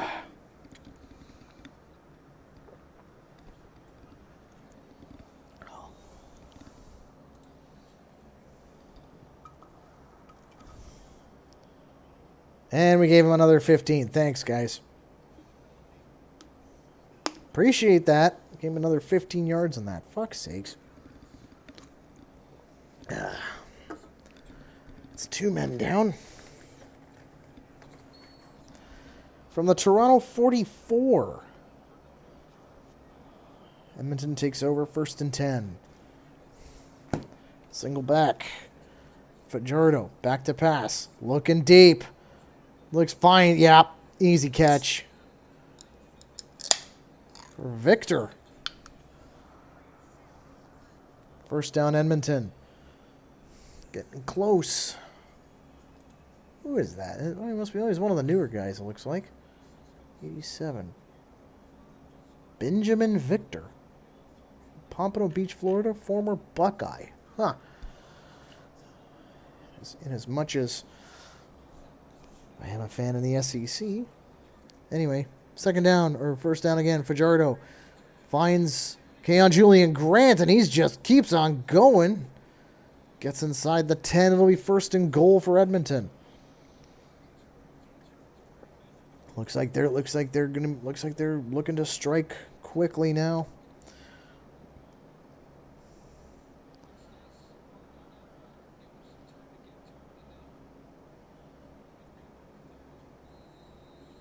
First and goal from the Toronto 5.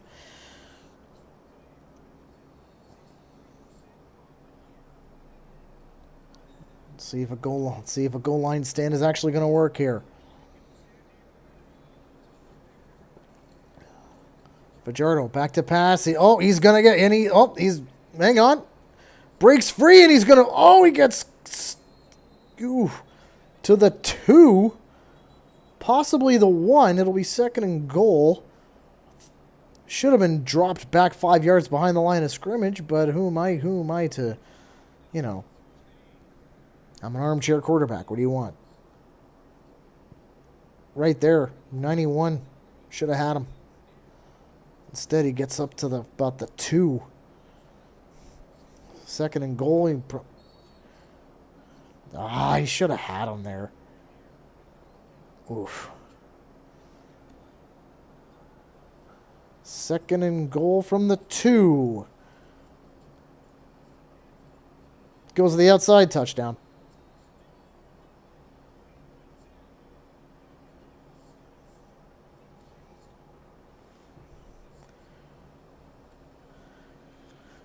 And the fans go mild. Yeah, I know. An Argo fan chirping the Elks attendance. Yeah. Perish the thought.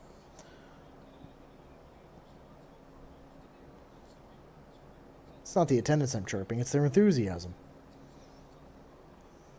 Gets to the outside. Looks like there might have been a hold there by Julian Grant, but who am I to say anything?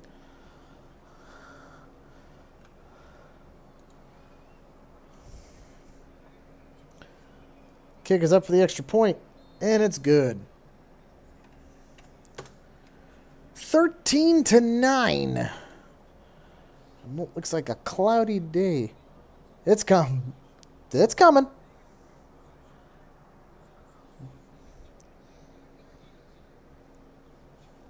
Oh, the touchdown bug? Yeah, I don't have one built up yet. It's that takes a bit more programming than what I've got knowledge for. I got to do some more research on that.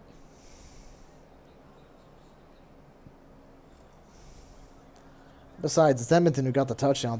They don't deserve it. If I'm making a touchdown bug, it'll be for Toronto first.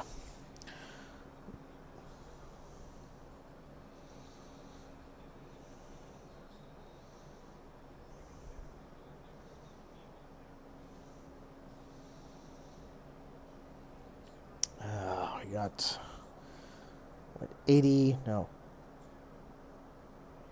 77 seconds left. Kickoff by Edmonton. Into the arms of Janarian Grant. Sorry, he's got a bit of a hole. Hang on. Trucks one guy, gets to the 35.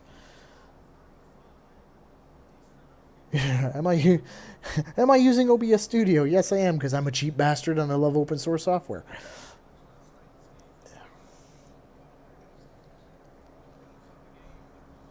I'm actually using a combination of different things here today. I am a Linux user. Been one for the last 7 months, and I'm not looking back to Windows. So Toronto's on the 35-yard line, $1.10 on the clock. Let's see what they can do here.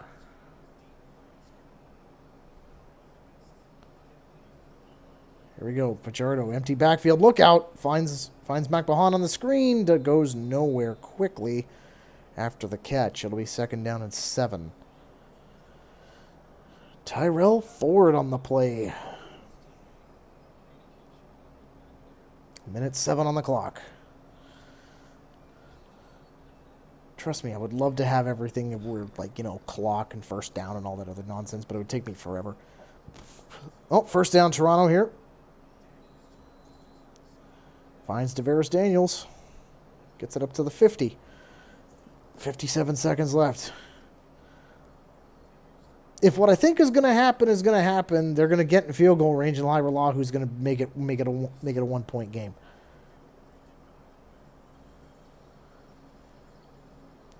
Yep. Gets to the midfield stripe, just into Edmonton territory. It'll be a 2nd down and possibly 2 or 3.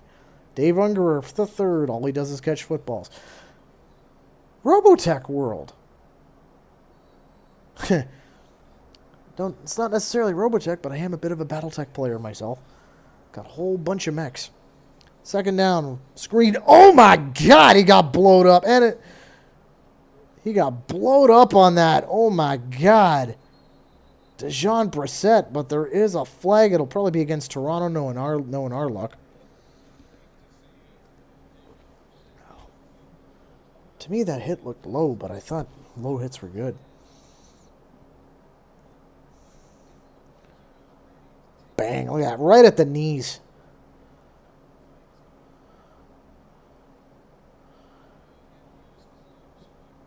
Oof. That was brutal hit.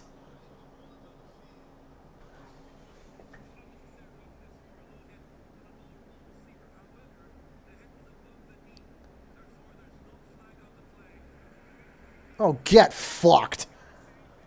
Get fucked. Vulnerable hit on a player, but the hit was above the knee. Get fucked. That hit was below the knee.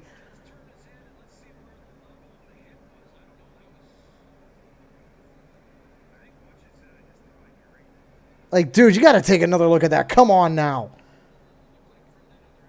Bruh.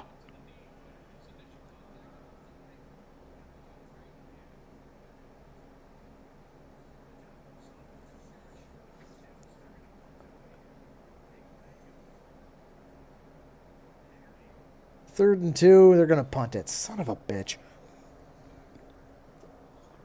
So much for that idea. So much for the idea of getting in a field goal range. We are in punt single territory, though.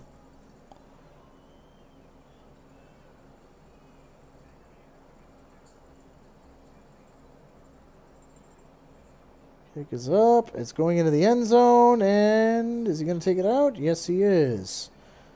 Hops a guy, but is he going to get dropped? Yes, he is. That's going to be a punt single.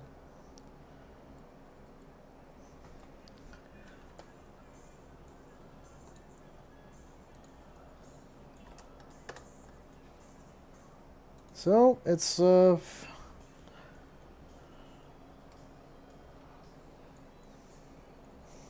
I'm being honest, that hit was a brutal hit. Yeah, and I mean, I don't get it. Like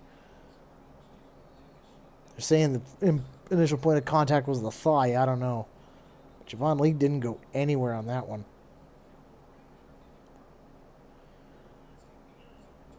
Is that Jonathan Edward taking a knee now?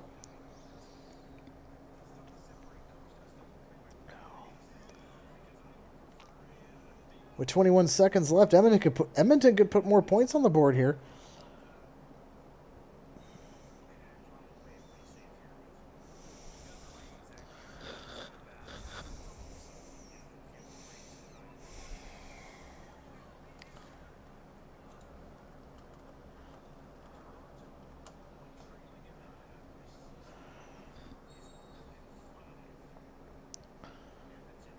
Let's see what they do. Let's see what Edmonton does here.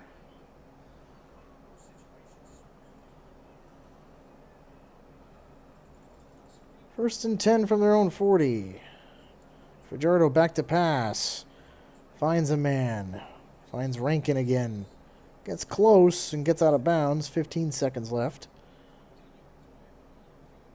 First down. Okay. Whatever. Edmonton from their own 50. That'd be one hell of a field goal if they tried it. 15 seconds left.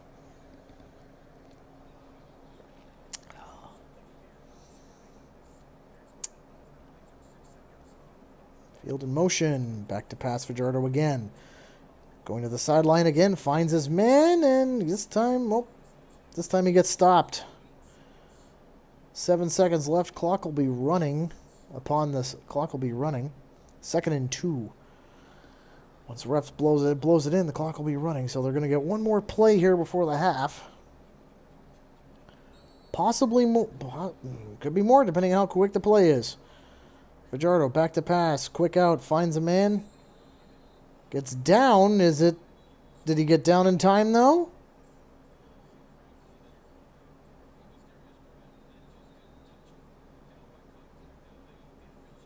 Looks like he did. Yeah, 1 second left. He did get down in time, so it'll be a very long field goal attempt for Blanchard here. 51-yard try. Actually, longer than that, 52.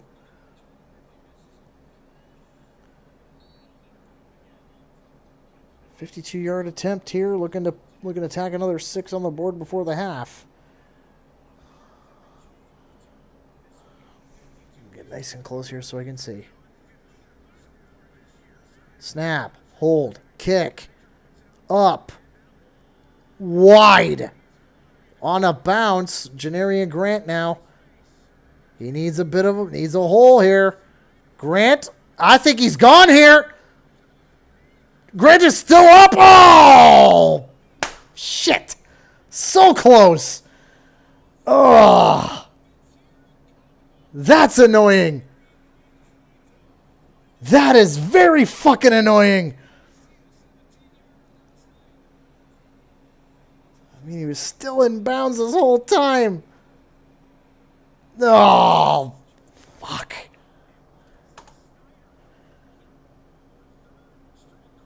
He got free. And damn it. So close though, but halftime in Edmonton. Elks lead only by a field goal, so it could be much worse.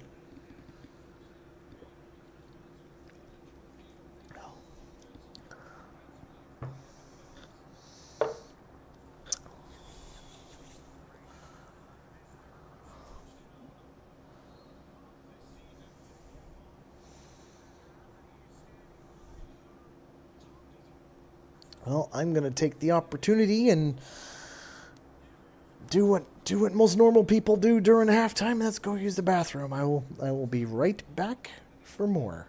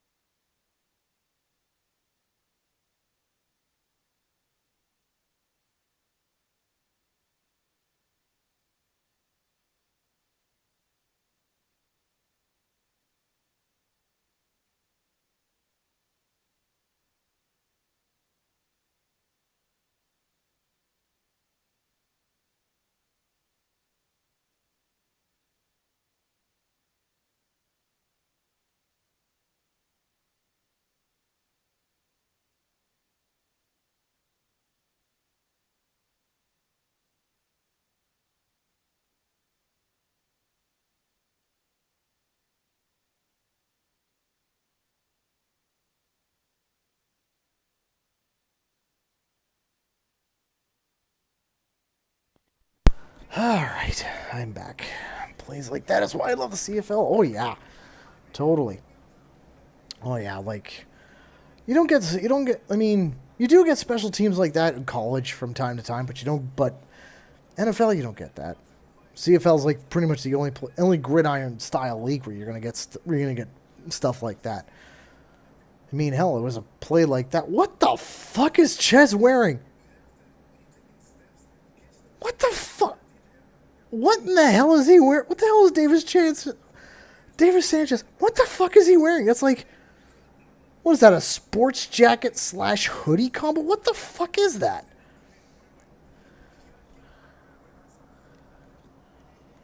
Like what?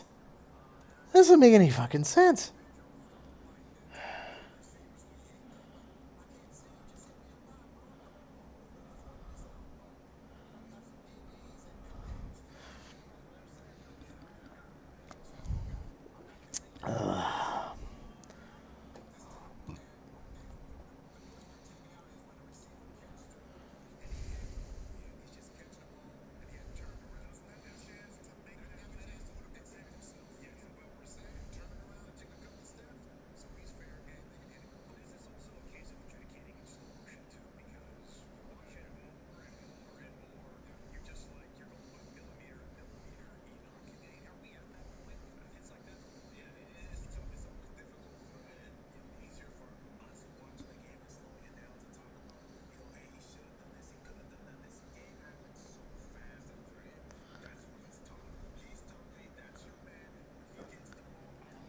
I mean, you take a look at Enoch here. Enoch is probably best dressed on that panel, apart from Inspector Gadget, of course, Matthew Shinidi. I mean, look at. I mean, they're still talking about that hit, and I think. I mean, just based on the way the leg moved, that's why I'm thinking it was below the knee. It was based off the way the leg went.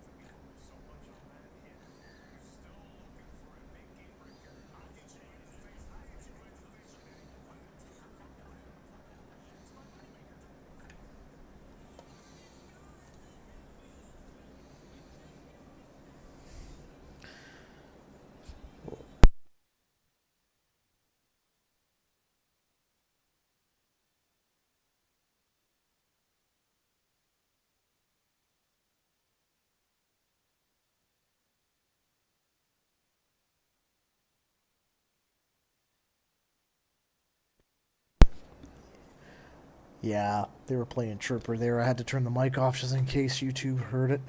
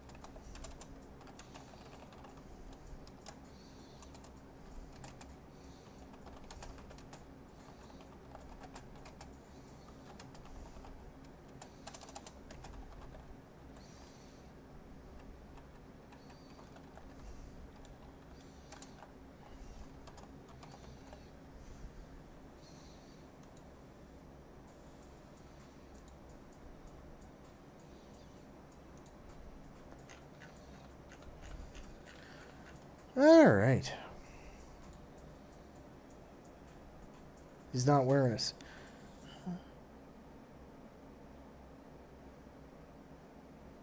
Oh, okay. So he's just not wearing it. So they just slapped the tie on. All right. It was illegal after going by the replay. It's obvious now. Should have been called. It was close. Bad call. Yeah.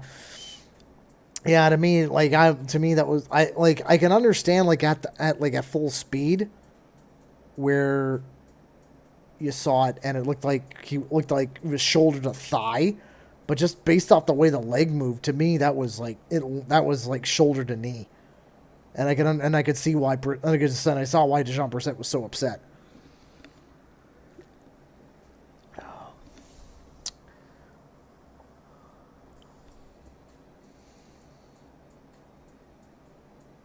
Yeah, I just got a new chair recently. I actually like it because it's got like a nice little recline feature. So if I wanted to be absolutely lazy, I got that. Fuck you, Bo. No offense to anyone from Hamilton watching this, but fuck you, Bo Levi. Can't win a playoff game to save your life, can you? Especially when the Argos are in it. Shout out Mac Black.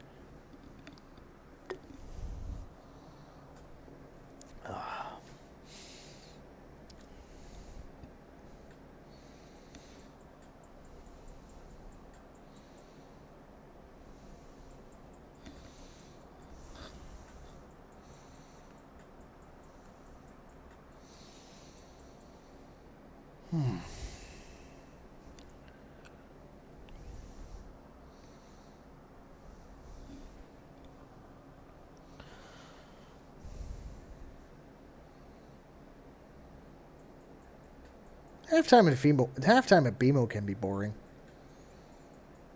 mean, don't get me wrong. Sometimes they have some really good halftime shows. Am I going to Labor Day? See, I haven't exactly decided on that yet. I know I don't have a lot of time to think about it. Normally, me and Hamilton don't mix. Sometimes for very obvious reasons. But, yeah, I don't know yet. I haven't really decided yet. If I don't, I'll be right here watching the game. See, now if you're watching, they're talking about select home games away from BMO Field next season. See, I made a whole video about this earlier today. And it's not the fact that... Oh, get the lifers off the screen. They fucking suck. Show the DBO. We're way better than those clowns. They barely show up to the games now anyways.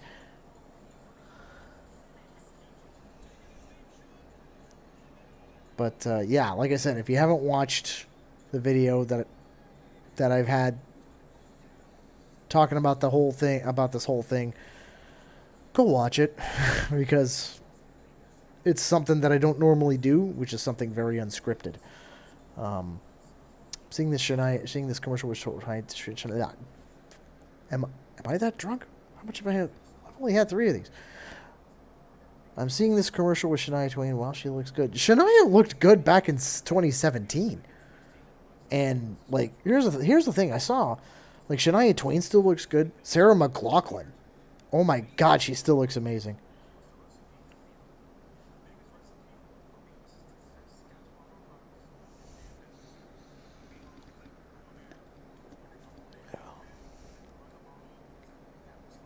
And I mean, and to be fair, they both still have the pipes, so they both could still go with regards to concerts, which is amazing.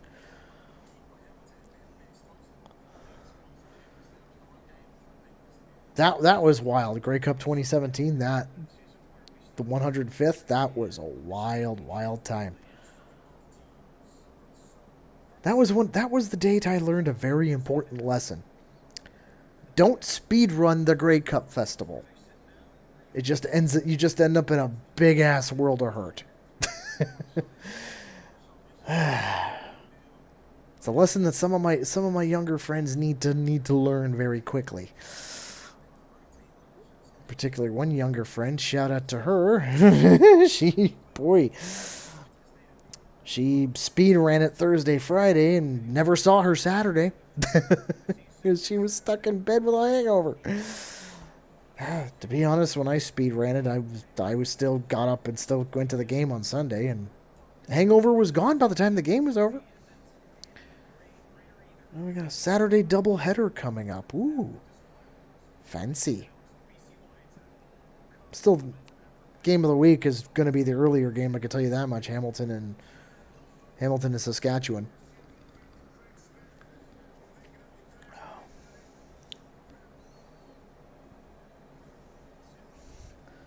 See, half of me kind of wants to do other games like this, but I don't know. Would there be an appetite for people wanting to watch me getting drunk watching two teams that I don't really give a flying fuck about? Maybe if it's like a playoffs. I don't know. I'm just spouting off at this point.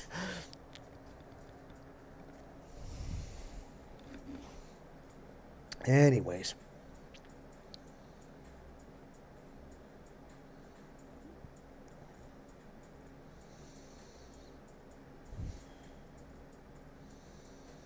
I got a big half of football coming up for the Argos. They need to try and retake the lead here.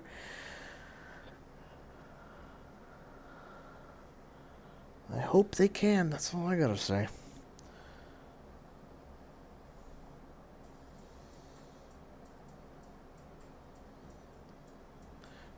Be fair, I just want to take a quick look here at something. Just want to see what the stats are like.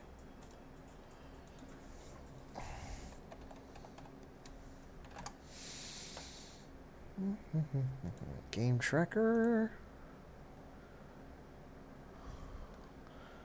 Let's see, player stats. Alright, just give me 1 second. Ba-boom. Yeah, scorebug will come back shortly. But yeah. Okay, so... Ugh. Rushing is terrible. Throwing isn't all that bad. 14 for 19. It's not terrible. Dave Unger III, obviously, with this with this massive long ass catch early on in the game. 56 yards. 2 for 3. Demonte Cooksey 4 for 5, 52 yards. So not bad. I don't like the fact that Derek Sluka's got the second most tackles on the team. Even though 2 of them are special teams.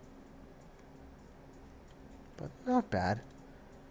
Edmonton, though, they're also not terrible either. Is this really it? Is this really it? Is this really what we are? Alright, let's get back.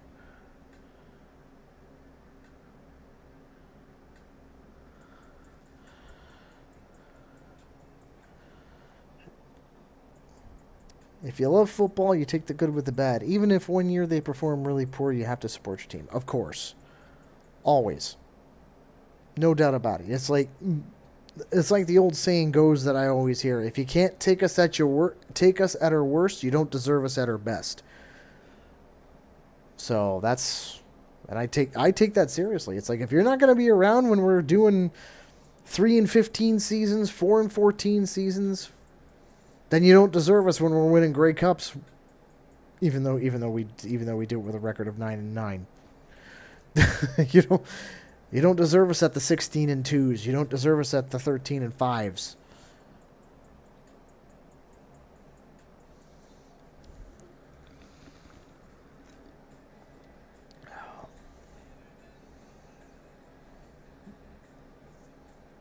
Well, that's not telling, is it?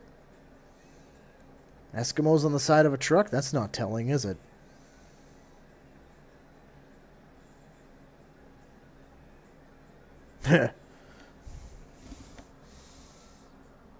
All right. I think I can safely change this now.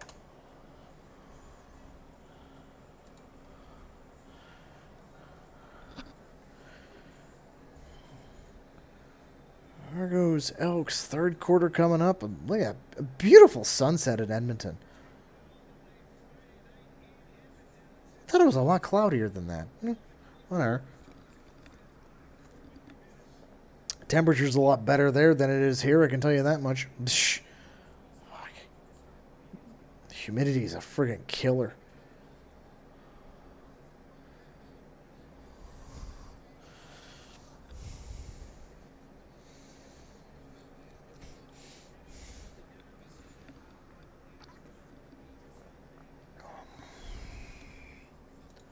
Take a quick look here on excrement.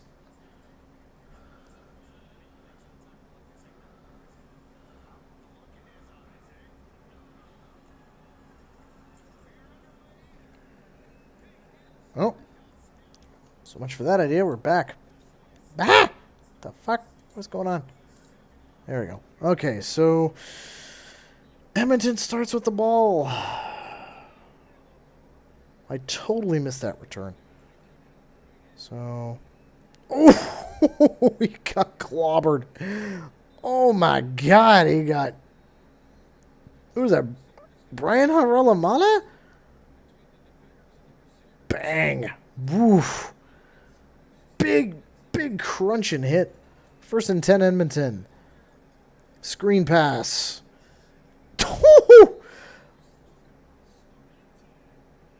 I think coach gave him a little boot in the ass in the locker room at halftime. Derek Sluka with a big knock on him there. Maybe 2nd and something. Looks like 2nd and 6, 2nd and 5, something like that.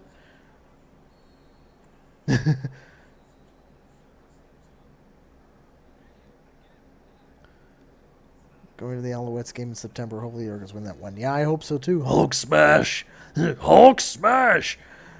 There you go. 2nd down. Fajardo in amongst a big... Oh, gets taken down from behind by Winton McManus. It'll be 3rd down.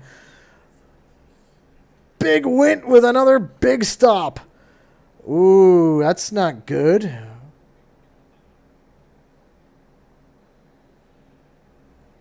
It's not entirely good to see Cody clutching his ribs like that. Oof. Looked innocent enough. Let's see here. So, Derek Parrish misses it. Ooh. 3rd down. Punt for Edmonton.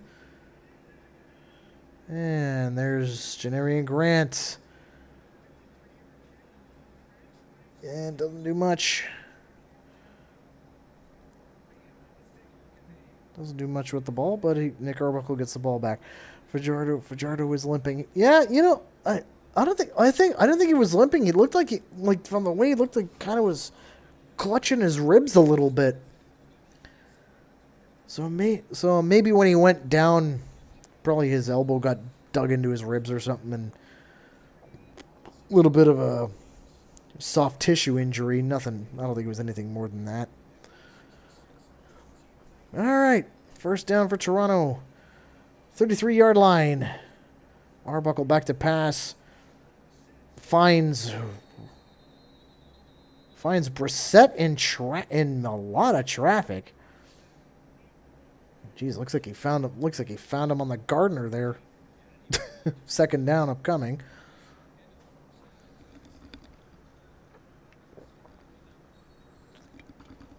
Oh.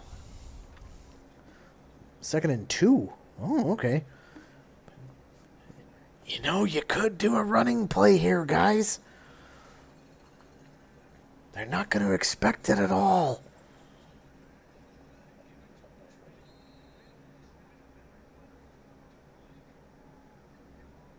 Okay, I'll just shut my mouth. I'm not a coordinator for a reason. 3rd and 1. Go for it! No, don't actually listen to me. I'm 3 beers deep already, for Christ's sake. Looks like he suplexed him there. Up and over. He got it, I think. First down, Toronto. Looks like he got it. Barely, but he got it. Yep, first down. I see Ben Major doing the thing. Bring out the chains. Nah, just move them. I'd rather them just move them than bring them out. He got enough. That's all he needed. Had to jump to get it. Goodness me. All right, 1st and 10 from the 43. Finds Kevin Mitchell. Gets a first on that one. That's a first down. Argos. The midfield stripe. Argos starting to row.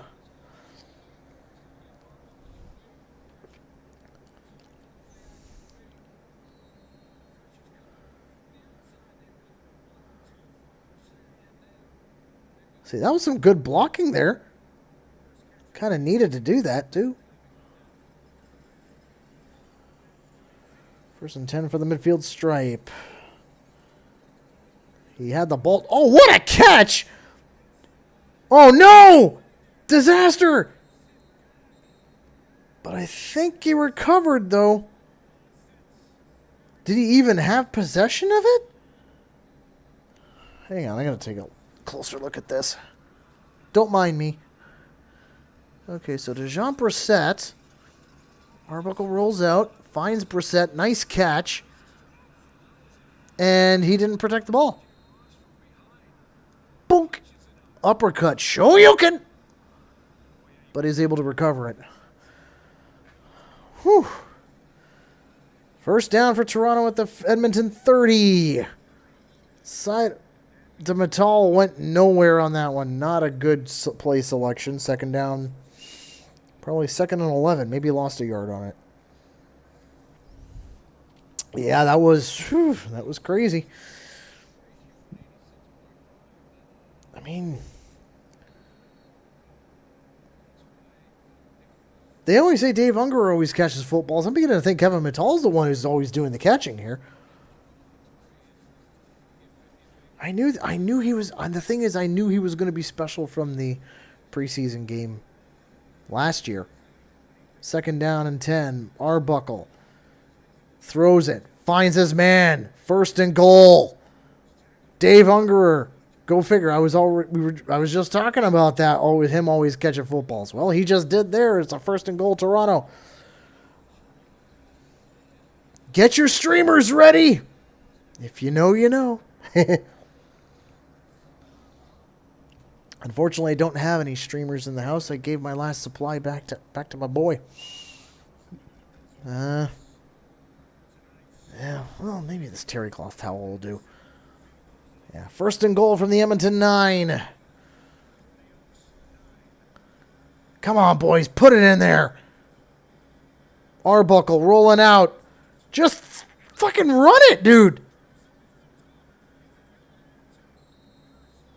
Fuck off! No way!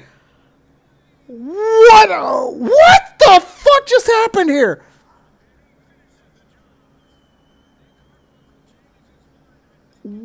What? How did he come up with that?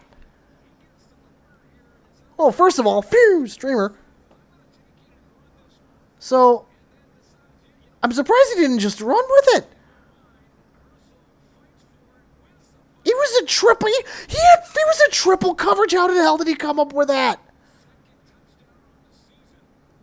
Unbelievable. What the hell? Jake Herslow. Liram Hiralahu, kick is up and good.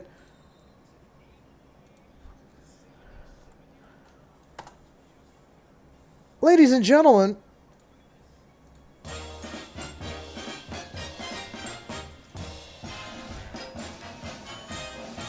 it's time for the touchdown song. If you know the words, well, you better sing them, because I don't have closed captioning on this stuff. Whoa, whoa, what the hell? What the hell? Why did you do that? Go, Toronto Argos, go, go, go. Pull together, fight the foe, foe, foe. Scoring touchdowns for the blue on blue. The Argos will win for you. Full of fight and courage, you can't stop. They pile up the points until they reach the top. Pull together till the Grey Cup's won. Go Argos, go, go, go. Yeah, sorry about that. I have them there in case Hamilton fans show up wanting to friggin' chirp me for whatever. I still gotta tweak them. Sorry about that. Anyway. Go Toronto Argos, go, go, go. Pull together, fight the foe, foe, foe. Scoring touchdowns for the blue on blue. The Argos will win for you. Full of fight and courage, you can't stop. They pile up the points until they reach the top. Pull together till the Grey Cup's won. Go Argos, go Toronto, go. Go Argos, go, go, go. That's the way you're supposed to do it. Yeah, like I said, sorry about that.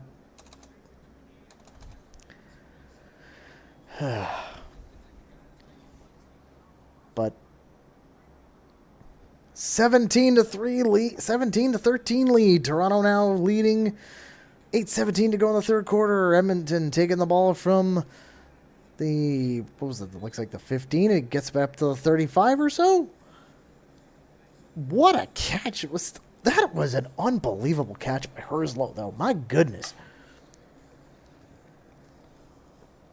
My goodness, what a catch.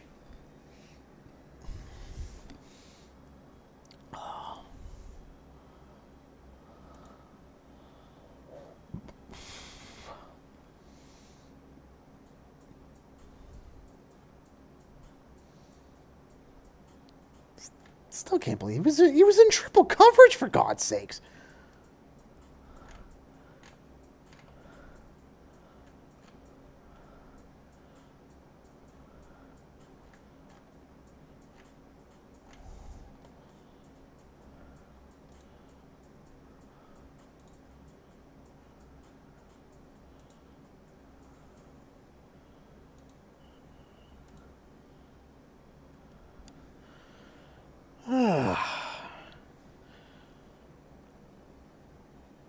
Now we got ourselves a ball game. 10:52 p.m. in the East. 4 beers deep. And Argos lead, and I'm feeling good. Let's go. Let's hope the defense can close this game out even. Well, actually, hang on. We still got what? Shit ton of time left, right? Yeah. Only halfway through the quarter, for God's sake. Oh, pardon me. Stupid pizza.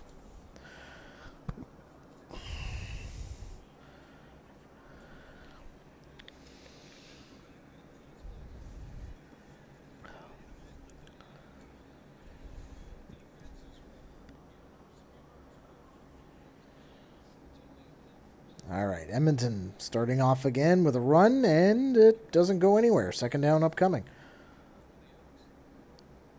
I don't know. Like, it looks like like I said, it looks like Coach planted a boot in someone's ass at halftime.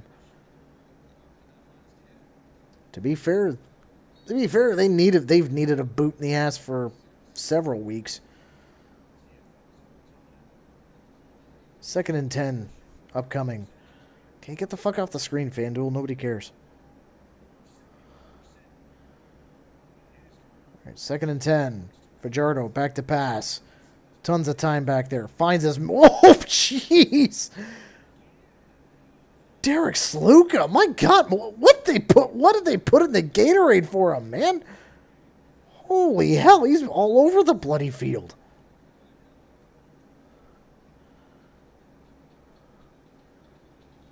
My God. Look at that. Like, Derek Sluka's a friggin' animal.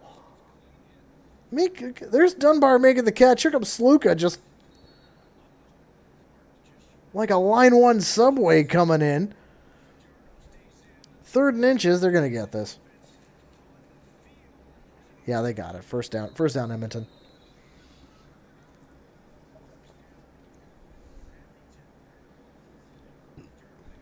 Derek Sluka next stop, Davisville Station. Bang!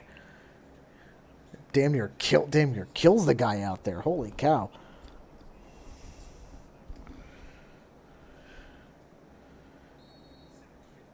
All right, Edmonton gets a fresh set of downs here from their own 46.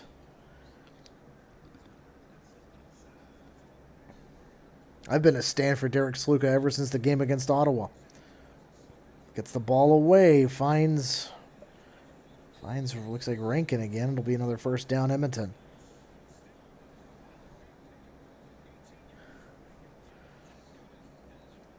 Oh. The young buck and Winton beaking off at each other. How much have I had to drink, honestly?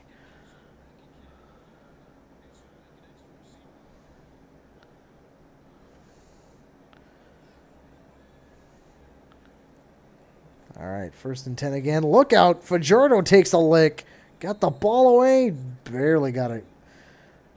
I don't think he got anything on that. 2nd and 10 upcoming. Oh.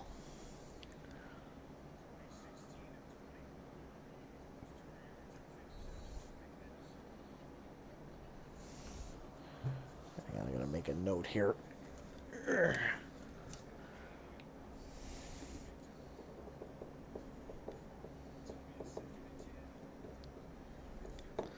All right, 2nd and 10. Fajardo taking a massive drop, coming back now.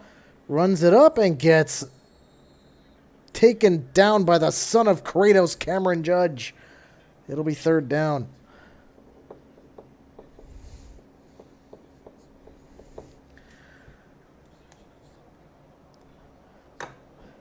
See, the problem is, I think when I have to tweak the Nightbot, I'm going to have to tweak it so it allows every single spelling of Argos. And everybody spells it differently. The official spelling is 19 R's and 19 O's. One for every title that we've won. That's the official spelling. Anyway, Blanchard again, 51-yard attempt. The kick is up, and it is good this time. Edmonton claws back to within 1.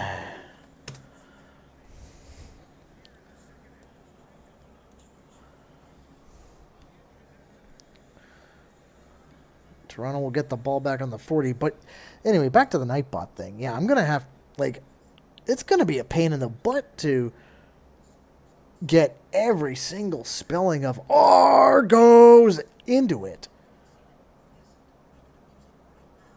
It's going to be an utter pain in the ass, and it's going to be one was going to be 5 R's and 3 O's, or 5 R's and 7 O's and 3 S's and a couple exclamation points, and it's like, dude, like, it's like, oh man, it's gonna be tough.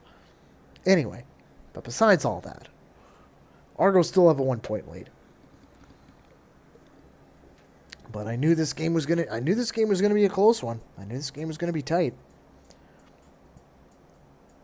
I kind of wanted this. I kind of wanted the Argos to run away with it, to be honest.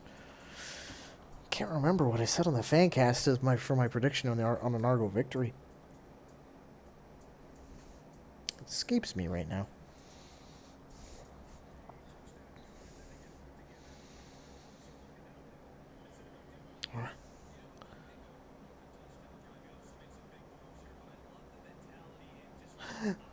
Send out a CFL logo to the scorebook for non-Canadian viewers. Yeah, you know what? That's not a bad idea. That's not a bad idea. I should. I mean, originally the scorebug did have like something on the left and something on the right. And I think it had the CFL and TSN stuff on the right, and I didn't want that. But yeah, I'm thinking adding a CFL logo would. You're right. It would not. It would actually be a good idea. But to be quite honest, not a lot of people have tuned into this anyway. I mean, it's not the playoffs. Typical Toronto crowd. Don't show up until the playoffs. 1st and 10 from the Toronto 40. Single back. Arbuckle. What? Who the hell's got it? Was it a Jets? It was a jet sweep. It looks like the Herslow. 1st down, Toronto. I'll take it.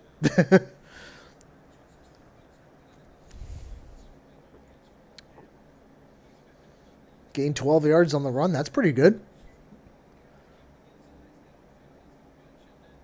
That's the thing. Toronto, here's the thing. Toronto, they do run, just not with the running backs. It's true. All right, 1st down, back to pass.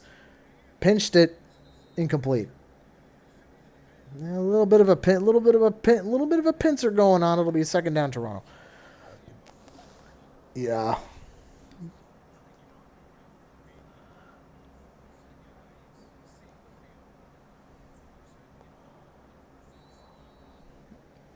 Be quite honest, I'm still learning this YouTube thing, so it's all good. 2nd down upcoming here. Single back again. Oh, coming out empty backfield now. Arbuckle in trouble. Legs it out and gets to the midfield stripe, but no further. It'll be 3rd down upcoming.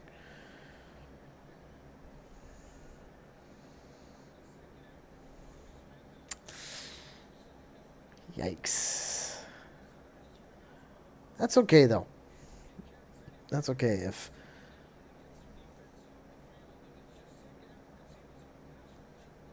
Oof.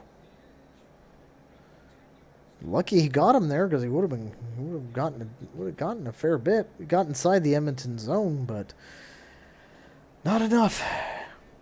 Look at that average, 53 yards through the air. And the thing is, the coverage team's been way better this year. Haggerty back to punt, launches it, sends it to the. Oh, he muffed it! Muffs the punt. Gets out. Not very far, though. Gets to about the 10.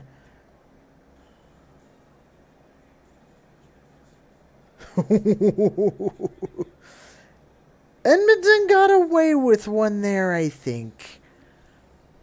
2:13 to go in the 3rd. Argos lead by a single point.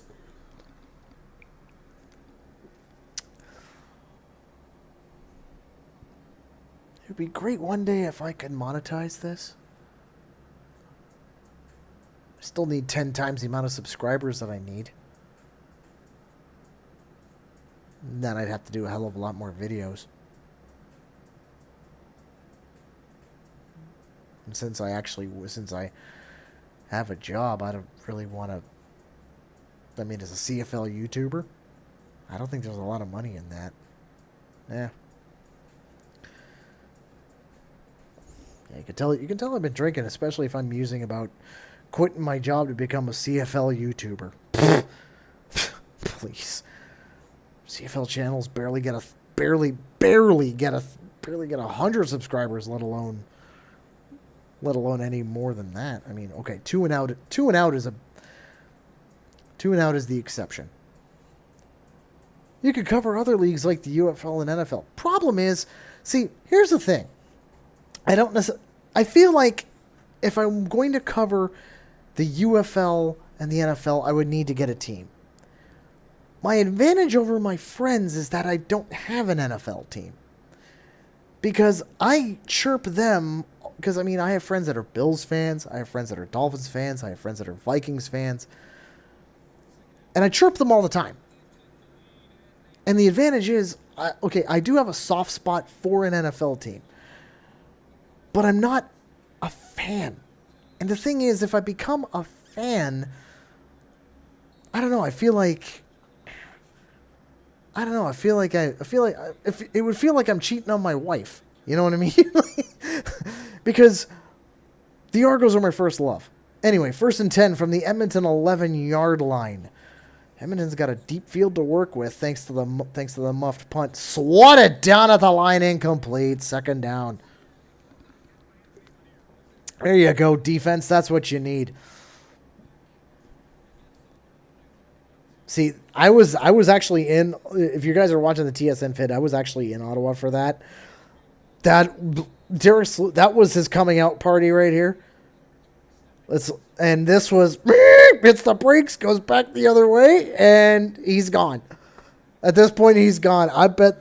I was like, we were all like, what the hell is up with this guy? 2nd and 10. Fajardo back to pass, throws it, finds no one. It's incomplete. They'll be forced to punt. 3rd down upcoming for Edmonton. How much have I been drinking again? Darius Bratton with the stop. Anyway, so back to the whole UFL and NFL thing. Like, that would mean doing football. I mean, great idea. Don't get me wrong. It would definitely expand my audience, but like, it would mean I would have to change the flag depending on the season.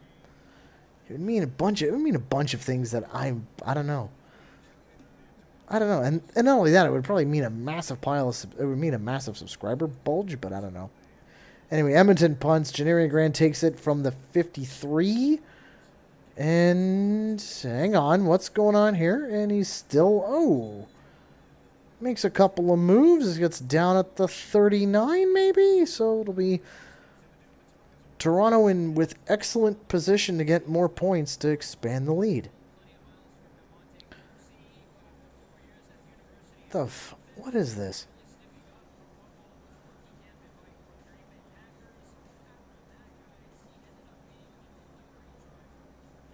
Stay true to who you are. If your interest is just the CFL, then that's fine. Best way to monetize would be to do interviews and invite fans to join your show for post-game analysis.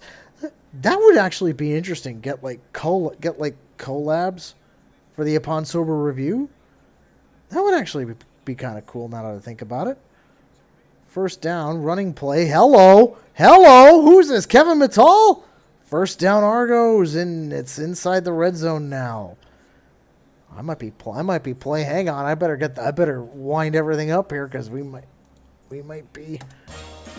Nope, too early for that. I just jinxed it, didn't I?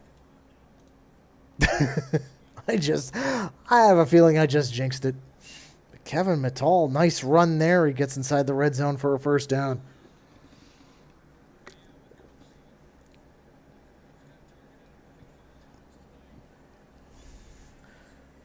Actually, to be fair, I did have an awesome idea for a podcast called 3 Sheets to the Wind, where me and another fan would just get drunk and just talk shit about football. And oh no! Fuck's sake! God fucking damn it! Nick Arbuckle loses the ball, gets recovered by Edmonton. Question is though, was he down? It looked like the ball popped out when he was down, but let's see. Ever show an intro, outro? Don't be afraid to ask for help. Yeah. I'll get to that in a second. So, Ah, for fuck's sake! Son of a bitch.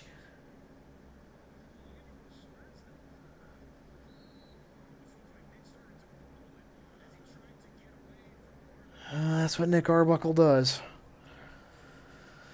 Fuck. Edmonton gets the ball back at the 22-yard line thanks to the turnover. Hopefully that doesn't kill the momentum. Back to pass, finds his man. Down, first down Edmonton at the 38. Anyway, yeah, give your show an intro and outro, etc. Don't be afraid to ask for help. See, I see channels that... See, that's the thing. I don't know. Like... It just seems like a lot of work. Pocket collapsed. Yeah. No, you're right. The pocket did collapse around him. You're right. Well, I'm going to switch it to fourth, and I'm going to take a quick trip to the loo. I will be right back for more. Stay tuned.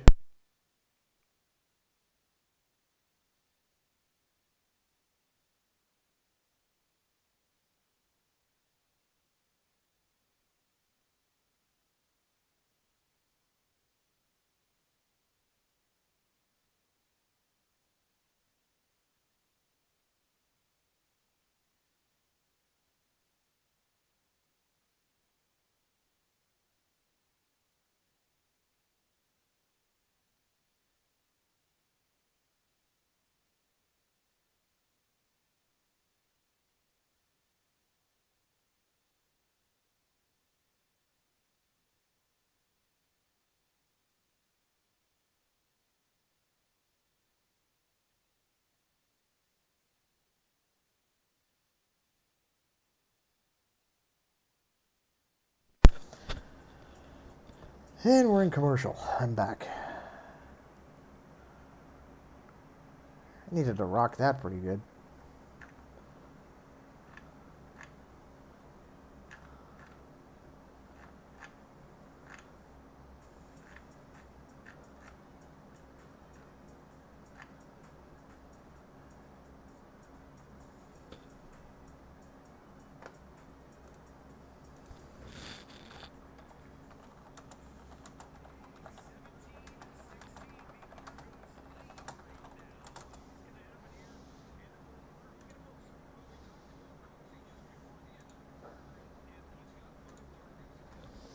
All right, taking a look at the stats here, and it's actually not.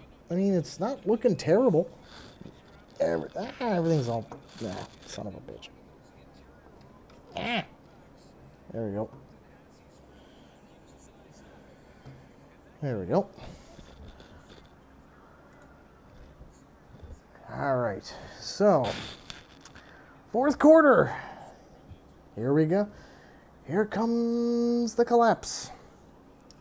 From the Edmonton 38. Edmonton starts with the ball. Fajardo back to pass. Swatted. Oh, hang on. I thought it was swatted down the line. No, it was a pump fake. Gets the first down, holding off the son of Kratos.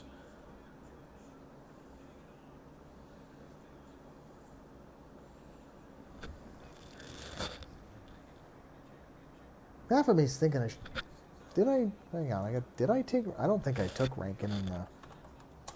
I don't think I took Rankin this week. For fantasy, did I? I don't think I did I?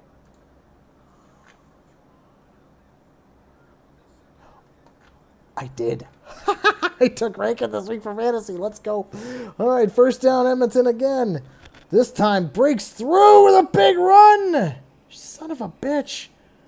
Gets to inside Toronto territory and then some. Go figure. I say I got him in fantasy and now he's gonna friggin' torch this. Now he's gonna torch the team. Derek Sluka again.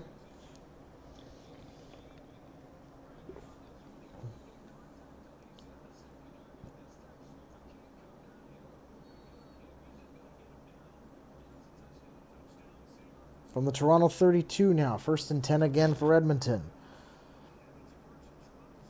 Fajardo, back to pass. Finds his man. He's got open field for another first down. This time the red zone now. Edmonton really starting to cook here.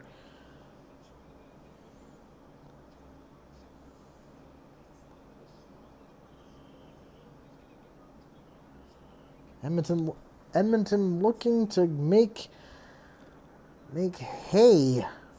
Oh, that was a push from behind. That should have been called. Can't do that.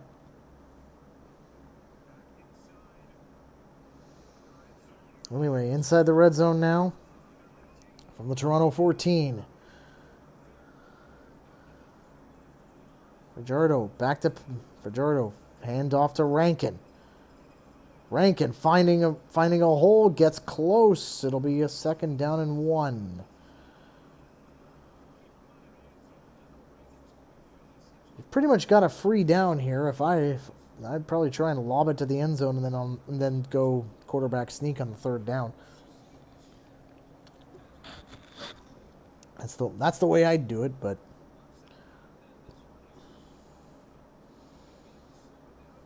Derek Sluka again. 114 touches, 155 yards, and a touchdown. That's ridiculous. So they're going to go sneak here on the 2nd and 1. They get it. It'll be a 1st and goal.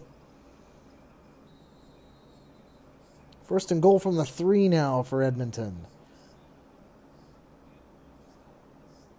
Come on, defense. Get with it, for fuck's sake.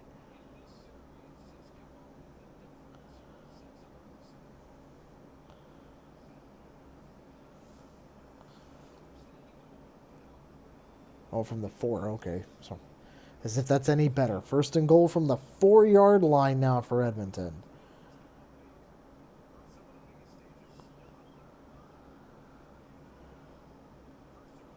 Looking to take the lead here. Fajardo. Back to pass. Lobbing it to the end zone. Wide open. Touchdown. Fuck. Stephen Dunbar Jr. But there's a flag on the play. This might be coming back. It looks like it is based off of the way Cody's moving. But maybe not. I have no idea.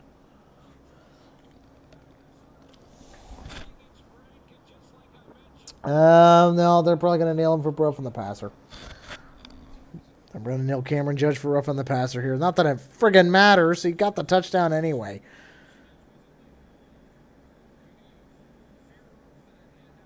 It wasn't dirty. It was just late.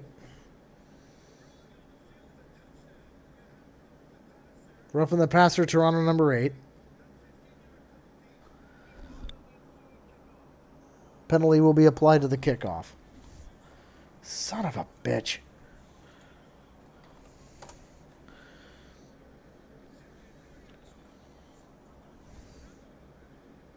To be fair, that was a good drive by Edmonton to take advantage of that. Looks like they're gonna go. Well, they're not gonna go for 2. I thought for sure they would have gone for 2 here. Hold. Kick is up. It's good. 23-17. It's a 6-point game still anybody's game at this point.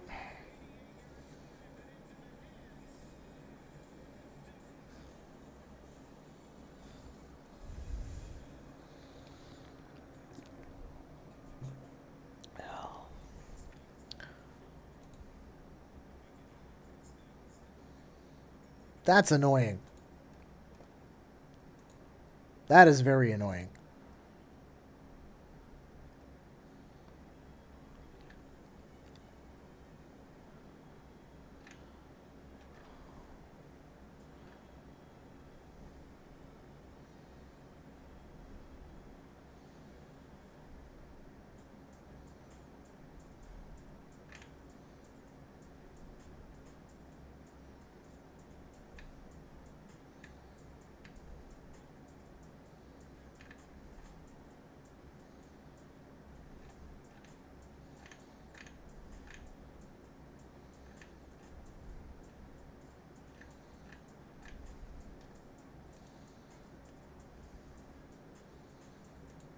Well, that was very annoying.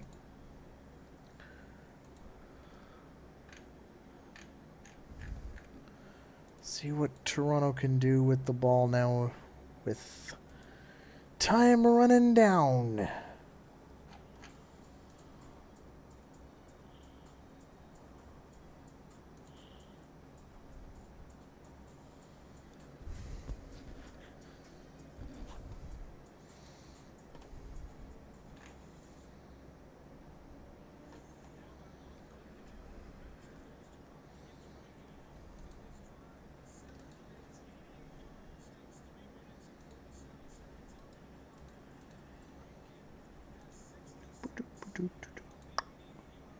There we go. All right. There we go. All right. I mean, this is... Yeah, you're right. I mean, still too early to tell. The Argos do have a chance. Good game, though. Yeah, this is a good game. It's still It's still there. Well, until now.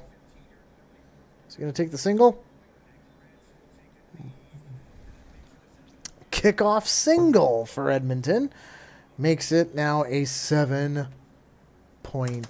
lead. Come on, get with it for fuck's sakes. I mean, okay, I get it. I get why you cough up a point, but you get the ball from the 40. Not that the way the teams are... I'm not going to say the way the team is playing it's not going to matter, but, I mean... We'll see how this happens. We'll see what happens here.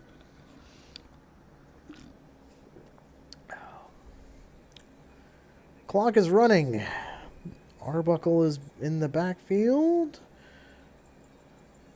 Throws it, finds a man, gets the first. As Kevin finds Kevin Mittal to get into the bench, it'll be first down Toronto.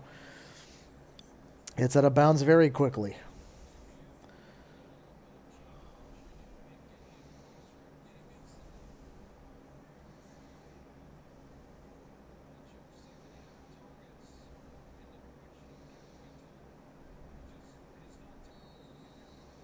All right, here we go again.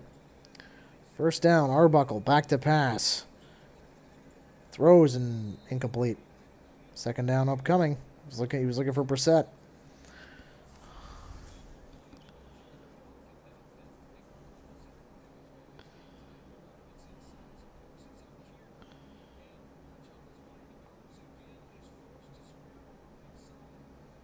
Watching on the telestrator here.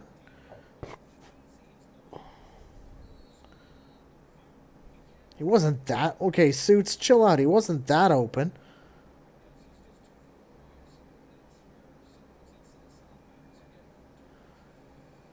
He very easily could have had the route cut on him. Second down for Toronto. Arbuckle back to pass. Pocket collapses. Throws it, finds... Oh, he found Ungerer? No. Was it Unger or Herslow? Herslow. First down, Toronto. Somehow made chicken salad out of chicken shit on that one. First and 10, Toronto from the Edmonton 42. Throws, finds a man. He's trying to push forward. Gets maybe 5 yards on that. Dejan Brissett.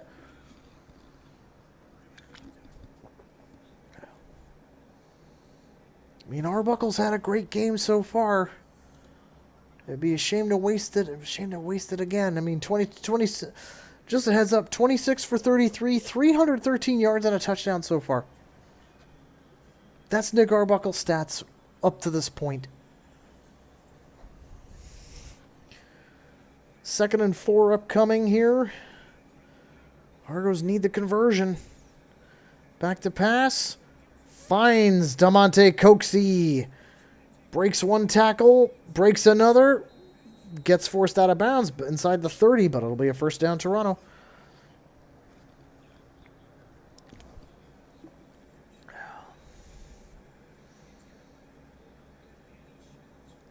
I mean, here's the thing. Normally I don't drink during the game. Normally I drink at the tailgate.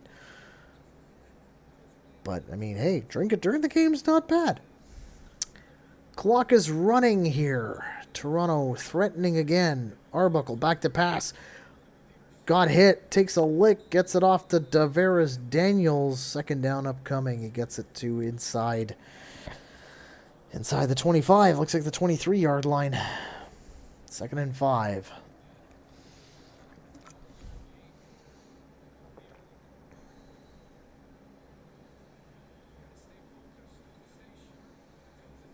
Second down. Need the conversion again. Back to pass. Arbuckle, sidearm, finds Brissett again. Another first down, Toronto. Inside the red zone now. Pulling those oars. Let's go, boys. Edmonton 11. Potentially streamer weather. Let's go. Oh my God. Not exactly a streamer, but yeah. All right, first down again. Arbuckle back to pass. Breaks free. Look at slides. Gets to the 5. Second down upcoming. Okay, that's easy. That's okay to drinking during the game makes losses easier to handle. See that I agree with that sentiment, but when you live far away, it's not exactly great. You kind of need the time during the game to sober up. But since I'm here, I don't care. Second down and 6. Edmonton bringing everybody. Arbuckle throws it back to the line of scrimmage. It'll be incomplete. Third down upcoming. Edmonton with the engage 8 on that one, but there's a flag. It'd probably be holding Toronto. Holding Toronto decline. Third down.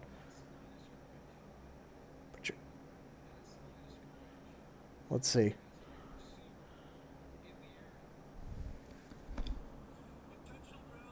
Oh, they're calling intentional grounding on it, so that's just as bad as a sack. I don't know. That looked like it got there. To me, it looked like it got there, but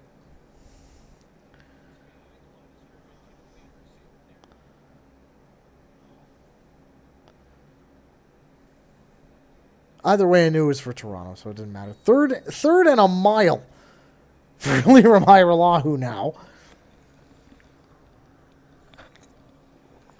But third and a mile from the 20. Kick is up, and it's absolutely picture perfect. Splitting the uprights perfectly is Leramairelahu. 24-20. Sorry, boys. That ain't going to cut it when you need a touchdown.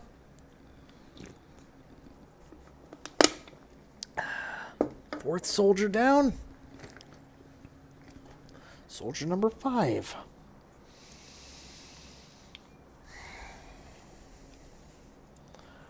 Should get some water in me at some point.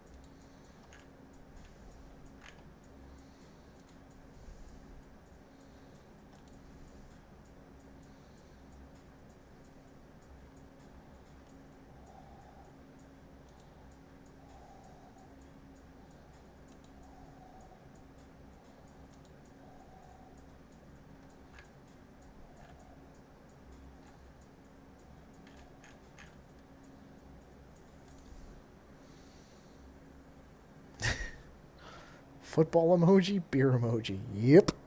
That's pretty much so it's got me right now. May have to hit the hard stuff later on. I don't care. I'm not going to be doing much tomorrow anyway.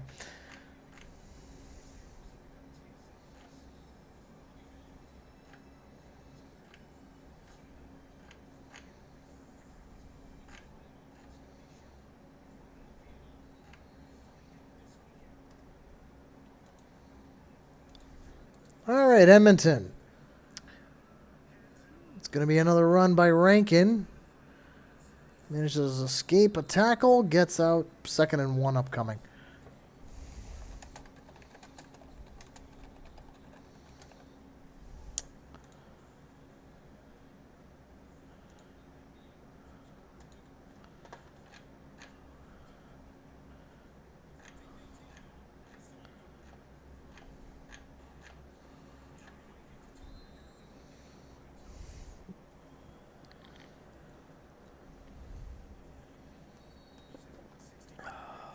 All right, the 2nd and 1. First down, Edmonton, as expected. Time running out.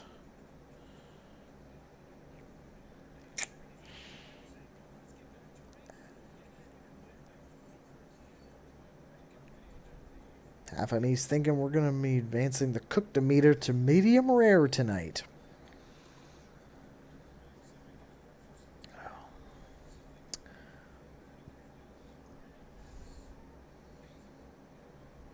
From the Edmonton 51, 1st and 10. Fajardo finds Dunbar. Gains about 7 or 8 on that one. It'll be 2nd down.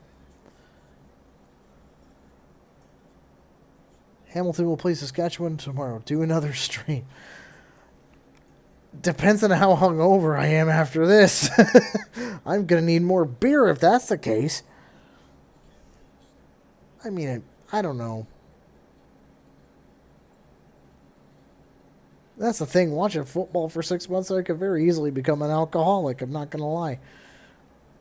The fuck is TSN thinking? 2nd and 2 here for Edmonton.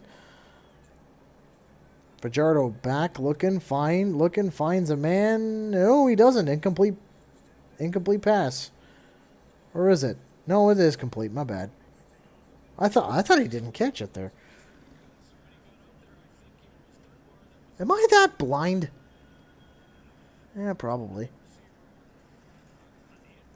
Okay. Yeah, he did catch it. 1st down.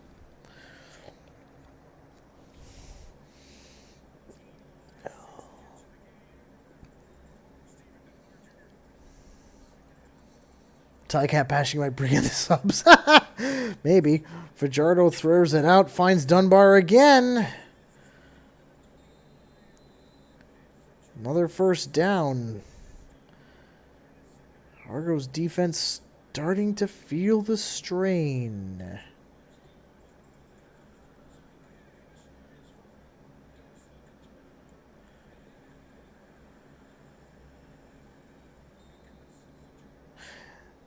See, here's the thing about that is, like, me bashing the Ticats is one thing, but people might misconstrue that as me being a Saskatchewan Roughriders fan, and I'm not one.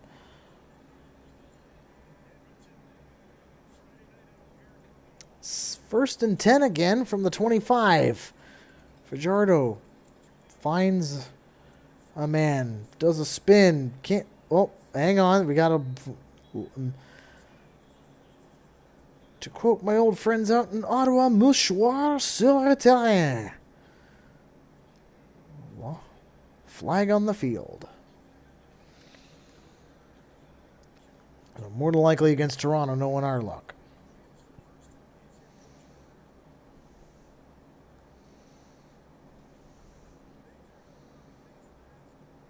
Oh, face mask against Edmonton.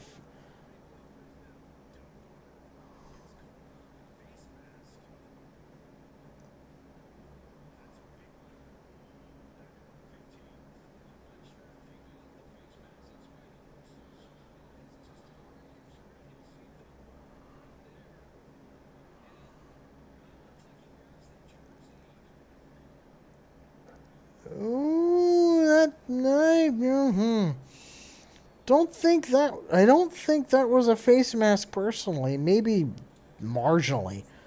Fajardo. Not taken down there, but he's taken down there. So it'll be a 2nd down upcoming. Well within field goal range, though.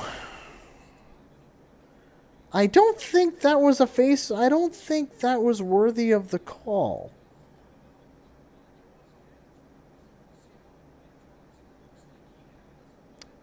To me, it looked like he had the scruff of the jersey, but not the mask. That's what it looked like to me here.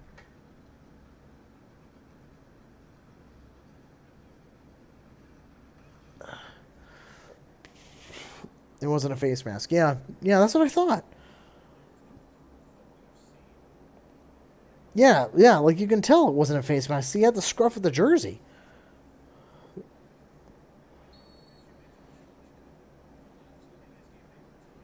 Listen, I like Ben Major as a ref, but not his crew. His crew are a bunch of dumbasses. Hey, I'm not going to but to be quite honest, I'm not going to complain if it goes in our favor. 2nd and 21. Fajardo gets stuffed behind the line by the son of Kratos, Cameron Judge. 3rd down upcoming for Edmonton, and it'll be a field goal. And more than likely, it'll be a field goal try.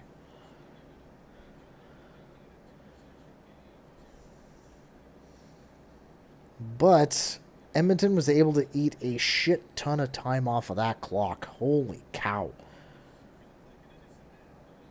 So after the field goal, it'll be the 3-minute warning.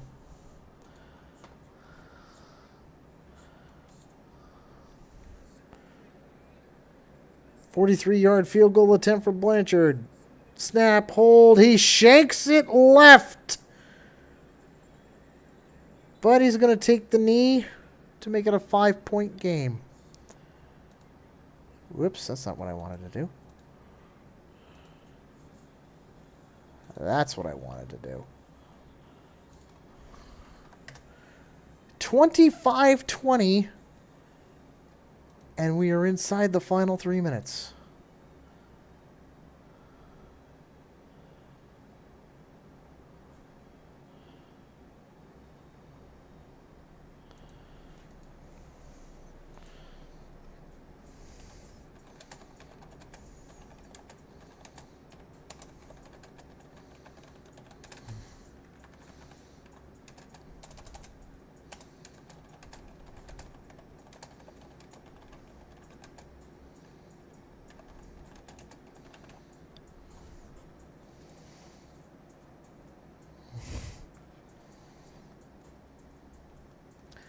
All right.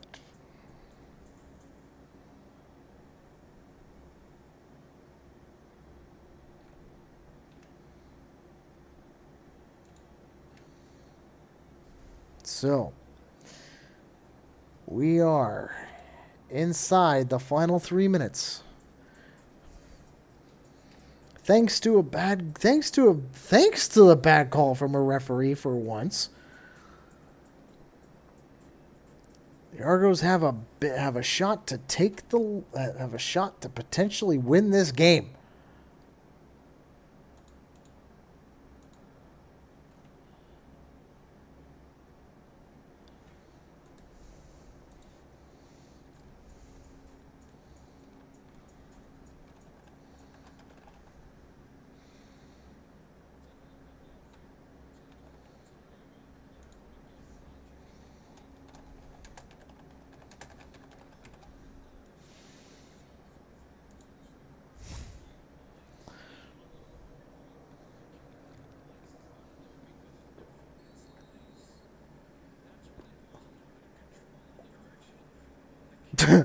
Were they trying to say where the lace is in? I have no idea. Toronto from the 40, and they need to make hay on this one. Flag down for fucking incomplete anyway. It doesn't fucking matter who threw it. It's probably coming.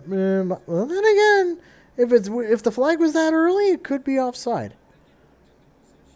So it was a very early flag, so let's see what happens. Let's see what they call.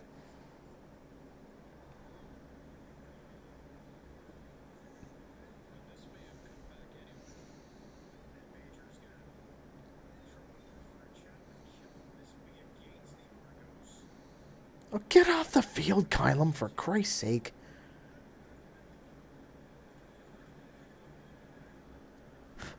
off the field, man.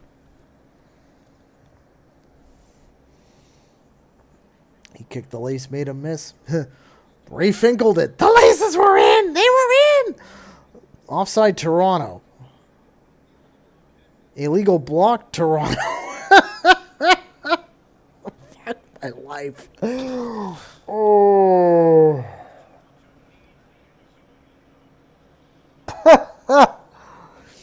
So you were offside and you don't know how to block. The fuck, man? First and 20 now from the 30-yard line. Arbuckle throws it. Incomplete, second down. Need much harder stuff than this at this point.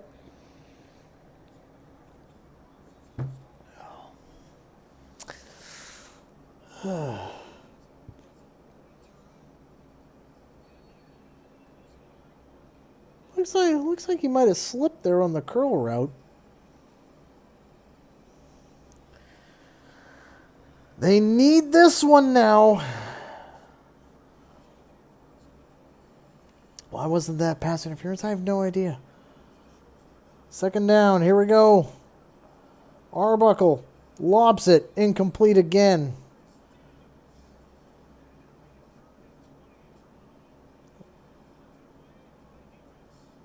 That, I think... Oh, fuck me.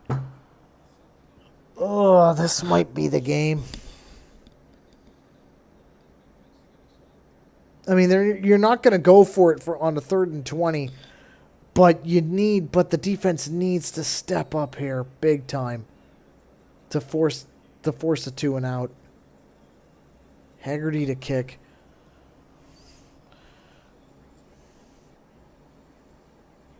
High snap. Oh, hello, fake! What the fuck was that?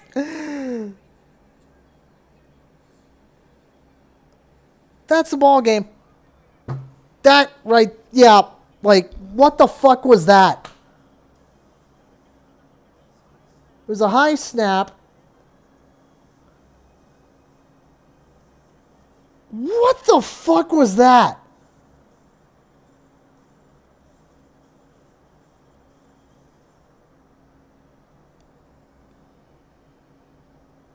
Seriously, what the fuck was that?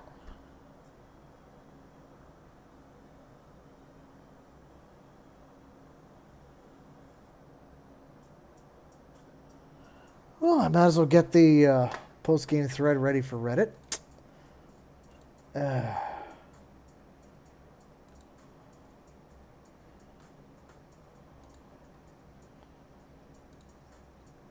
Don't mind me.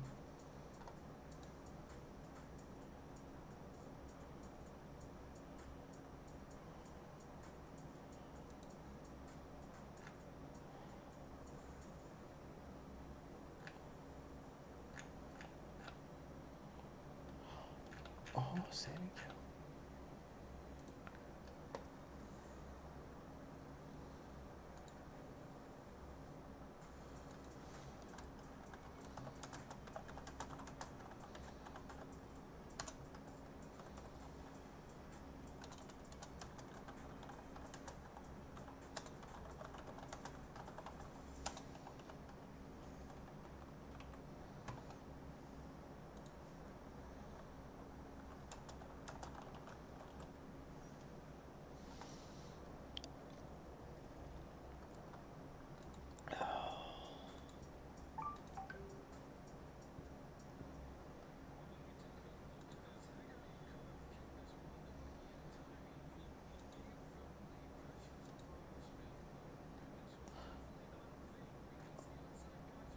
Okay, why? What the fuck is all this?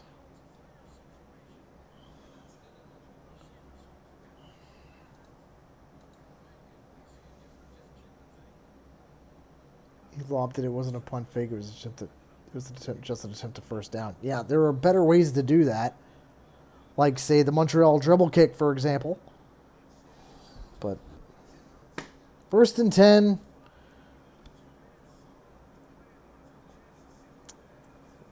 First down, Edmonton. I think you better get the harder shit out. Oh.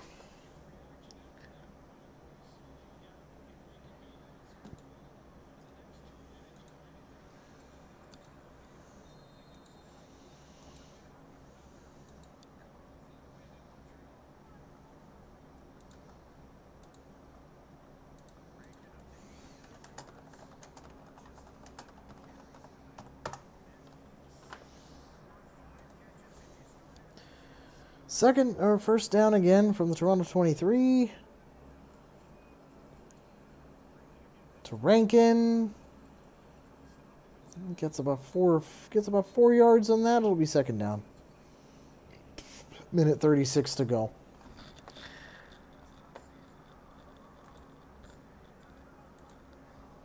Okay. What is my Firefox is acting all fucky now. Gonna have to get rid of this.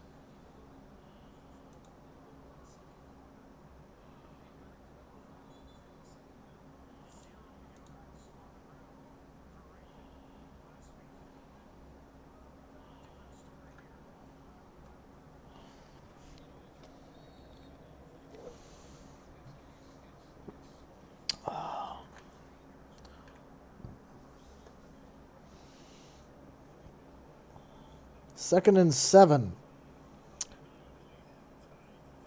Fajardo to Rankin.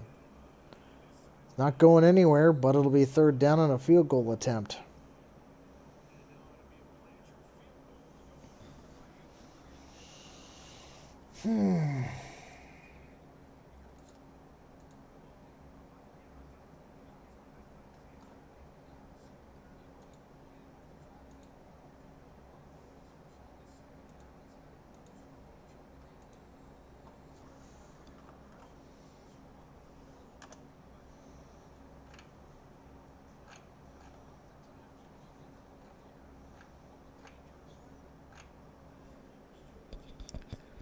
All right, third and 7, 27-yard attempt. This ought to be easy for him. Should be easy enough.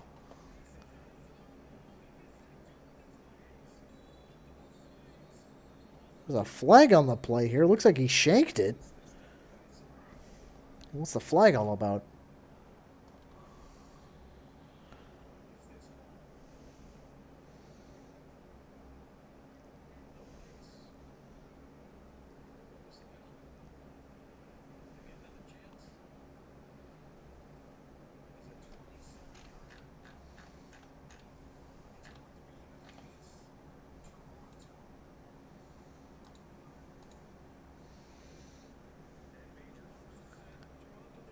Oh, for fuck's sakes! Offside, Toronto.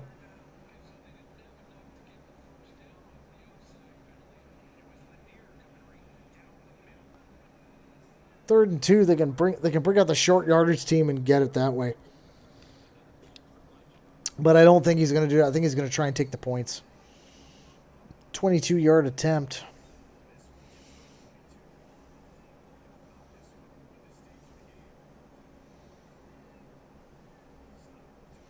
Snap, hold, kick. Perfect. That time it was perfect. It's a 28-20 lead. Edmonton leads by 8. And this is not looking good for the Boatmen at all.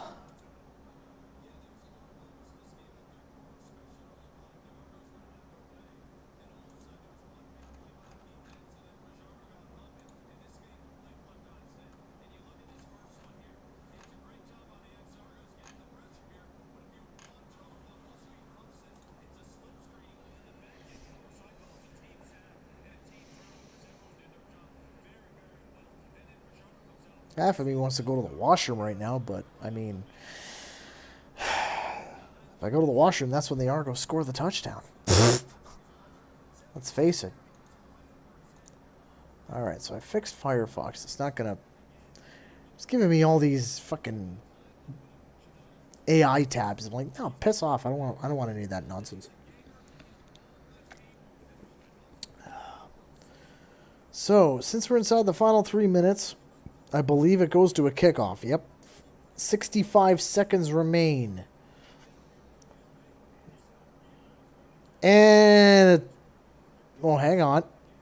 Hang on a second. Whoa. No, you ain't going to hurdle over him, but you give him...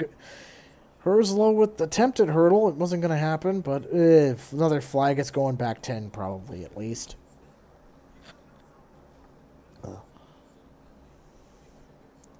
So Herslow ended up at fit. I don't know where the fuck it's going to end up. Either way, it's not going to be good field position for Toronto. Even Jake Herslow is wondering what the fuck is going on.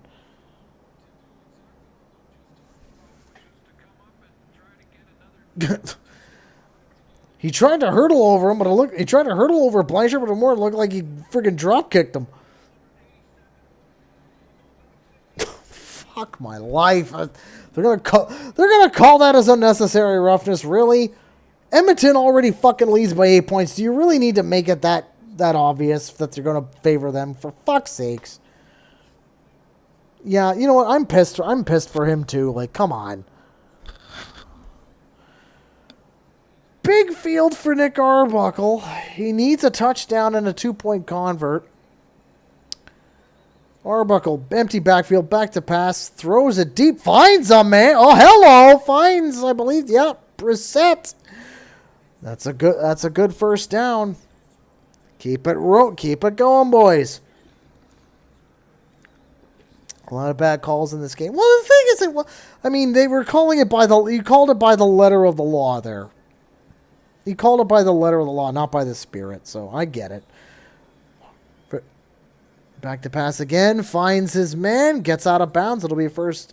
Finds Dave Unger the third for a first down. To the Edmonton 32-yard line, Unger comes up limping. Not good. Looks like he's going to shake it off. Looks like he's not going to care. He's just going to shake it off.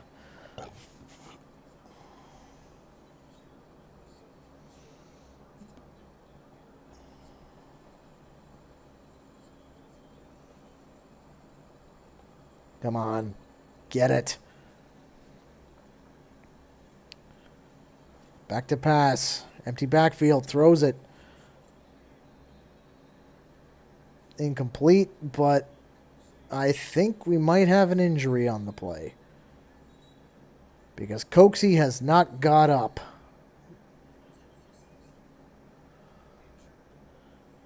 That is not good. Yeah, who gives a shit about 91 of Edmonton? DeMonte Coxie probably was knocked the fuck out, man.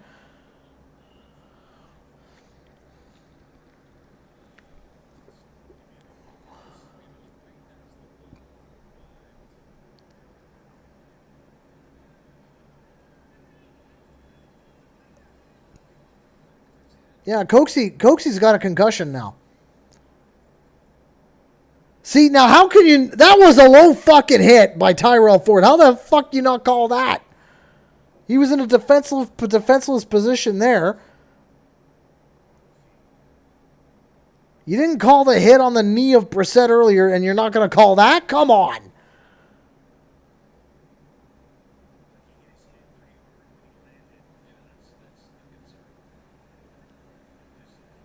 That is not good at all. Fuck, man. Come on.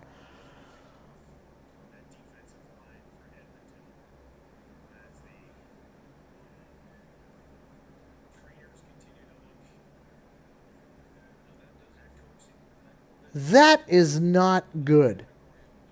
Yeah, who gives a fuck about him? Yeah, this is an Argo channel. I don't give a fuck about the Elks right now.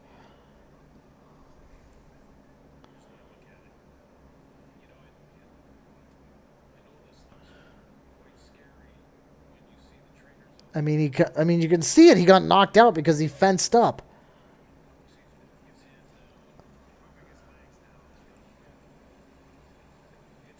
Like right there, you can see when the arms comes up, just tenses right up. Yeah, he got knocked the fuck out.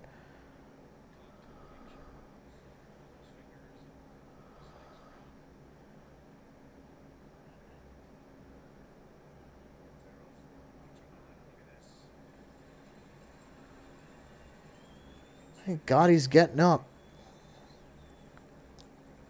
Too bad he's out of the game, though. 38 seconds left, and they need that was I'm not it wasn't dirty. I mean, I'm not gonna say it was dirty at all, but I mean, like, if you're not gonna, I mean, if you're not gonna, you got to call that shit, man. You've been calling snug all fucking game, and now all of a sudden you're not gonna call that. Like, come on, man.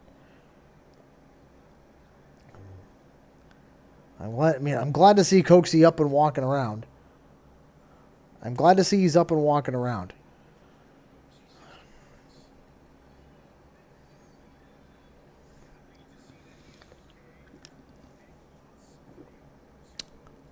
Second down and 10 for Toronto inside the Edmonton 32-yard line. A field goal is, with 38 seconds left, a field goal is not going to do it.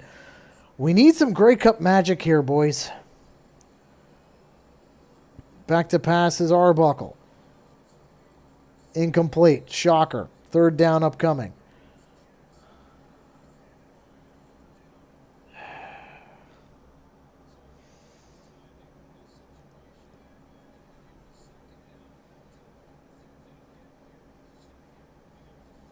I mean, it's just, I mean, yeah, there should be a flag on that play. You know what? I find it strange that they call snug all game long, and then they all of a sudden fourth quarter when the Argos, when Edmonton's leading the game, now they start loosening it. Come on. 3rd and 10. This is the ball game right here. That's it. Hang on. Hang on a second. There's a flag here. 29 seconds left. But there is a flag on the play. This better be good. Oh, we got away with one. DPI. Toronto gets life on this. It's going to be a spot of the foul, maybe? Herzlo knew it was DPI too. Nobody on the Edmonton bench knew on there, and of course Kylam's going to challenge it immediately. Come on.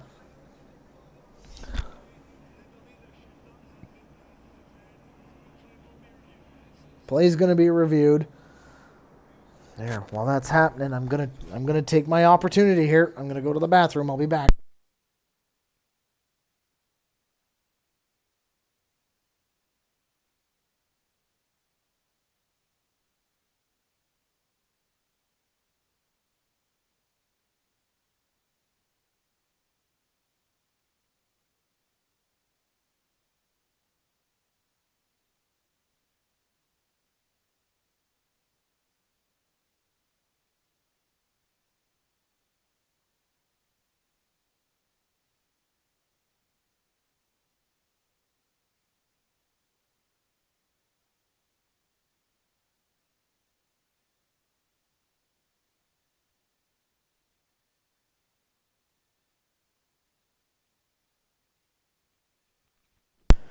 Okay, so I guess Herzlo knew right away that it was going to be DPI. I feel better now that I'm not holding on to it. What? Oh, fuck off, man!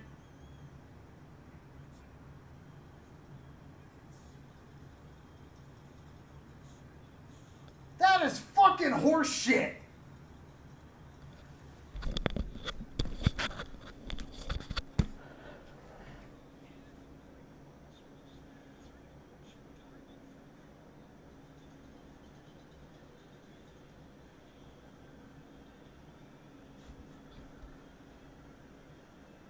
Why am I not surprised?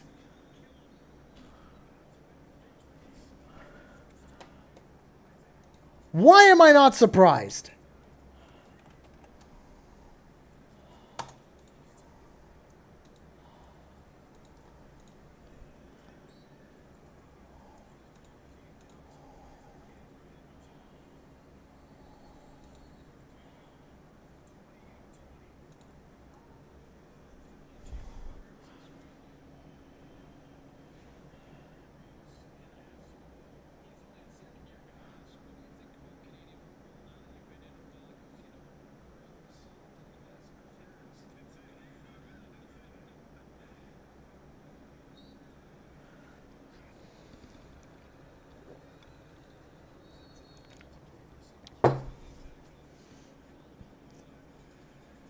They fucking stole it. They fucking stole it.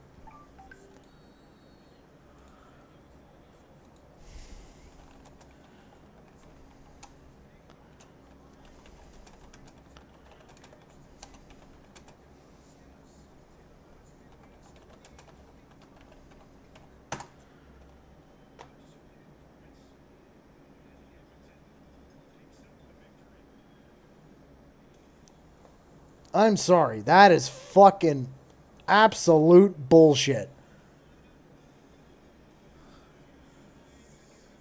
Absolute horseshit.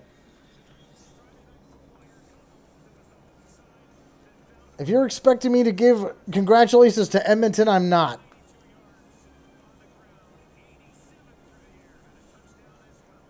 If you're expecting that right now, I'm not doing it.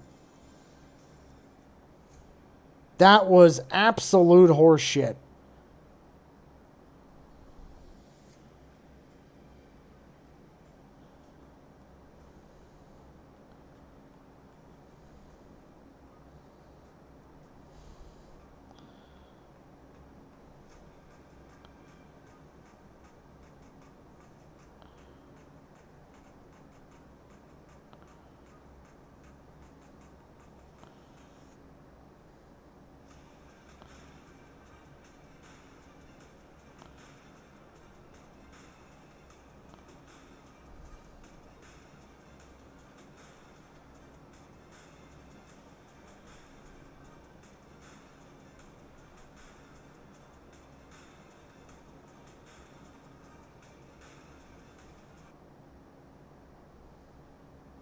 We got fucking jobbed, man. Yeah, I really gotta fucking stop that. What the hell? Like, yeah, no offense. Yeah, okay. So I'm gonna...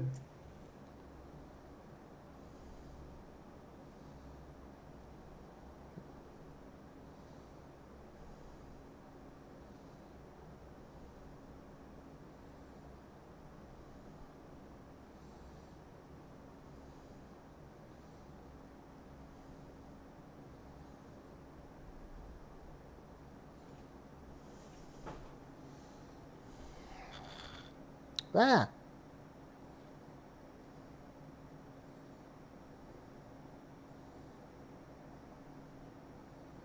I don't want my mom in the picture.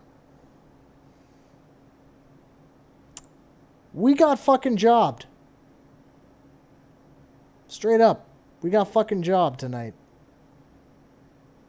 Thanks.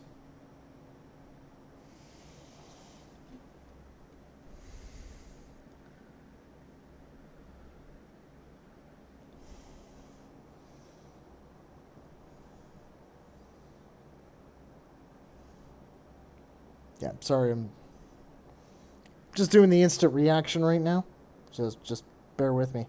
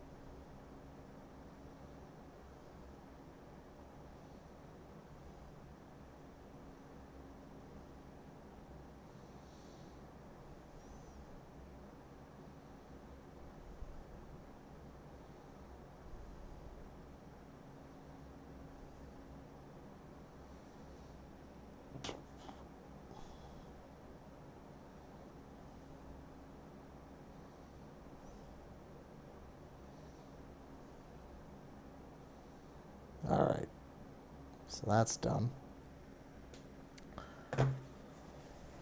Yeah, so I'm gonna rein in the Nightbot a little bit, but yeah, I honestly think we got fucking jobbed. I think we got jobbed tonight. We were threatening in the end, at the very end. We were, and they missed the PI call. I mean, it's gonna sound like sour grapes, but you know what? Hey, we have especially after today, we have a right to be all on sour grapes here.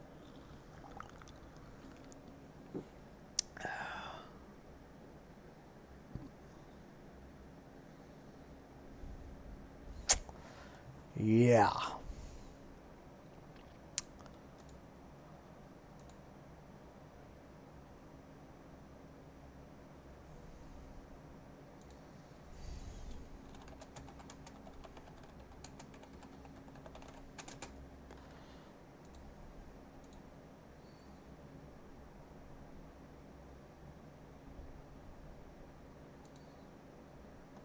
I mean, it's going to be one of those things where I don't want to say the refs helped them because it went both ways, how bad they were.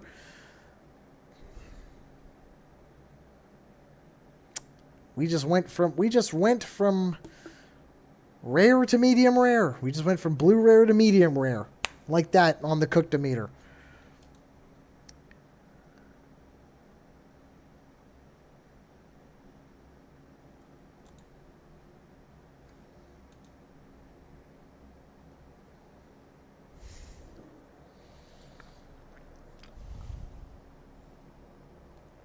I mean, on a day where we lost 3 home games in 2026 to the 3 most hostile stadiums in the league, we literally just threw away the season. We literally just threw away the season.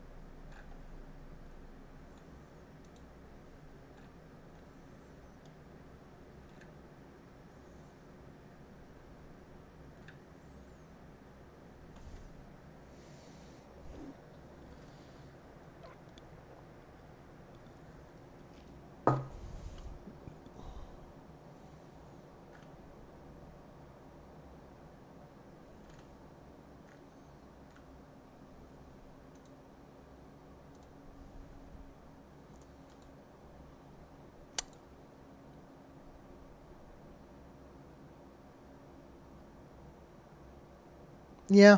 No, you're right. You're right, Maverick. Have a good night, brother. Refs are human. Bad calls happen. It's true. I still think we got fucking job tonight. that's just. I mean, it's probably the alcohol talking a bit too, but yeah, we got fucking. I think we got fucking hosed.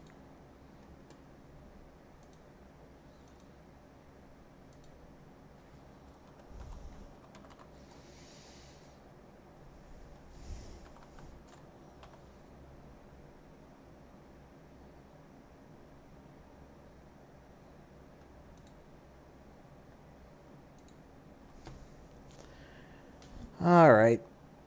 Well, I guess that's going to end it for me tonight.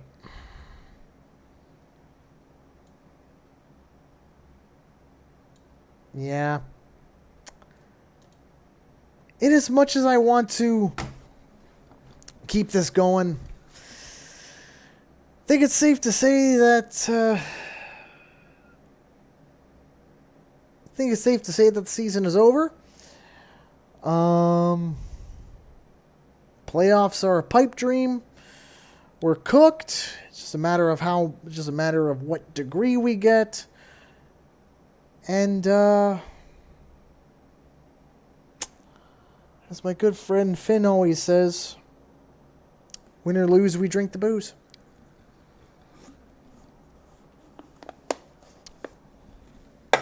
I'm going to have one more beer. If I can reach it. There we go.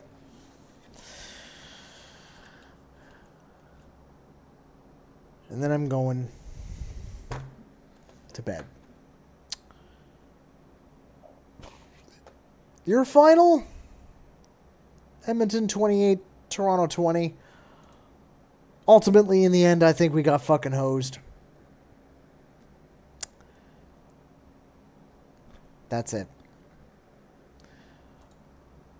The way things are going to go as it stands right now with regards to the live streaming schedule, the final 2 games of the season will be live streamed. Labor Day is a big old maybe, and I will be back at BMO Field for the game against BC next week. Yeah. So, turn the score bug off here. Just give me 1 second, because we don't need it anymore. There we go. So, yeah. I mean, thanks. If you tuned in, thank you very much for tuning in. Means a lot to me. Make sure you like and subscribe if you want to see me get drunk and watch football some more. And until next time, once I sober up, I'll take a quick sober review of this game. Not like I'm going to need it. Because ultimately, I still think we still got fucking hosed. So, yeah. Anyway, I will see you all. I'll see you all again very soon for the Upon Sober review of this game. Until then, well, try to enjoy your night. I know as an Argo fan, it's been rough today. But try to enjoy your night, guys. Cheers, everyone.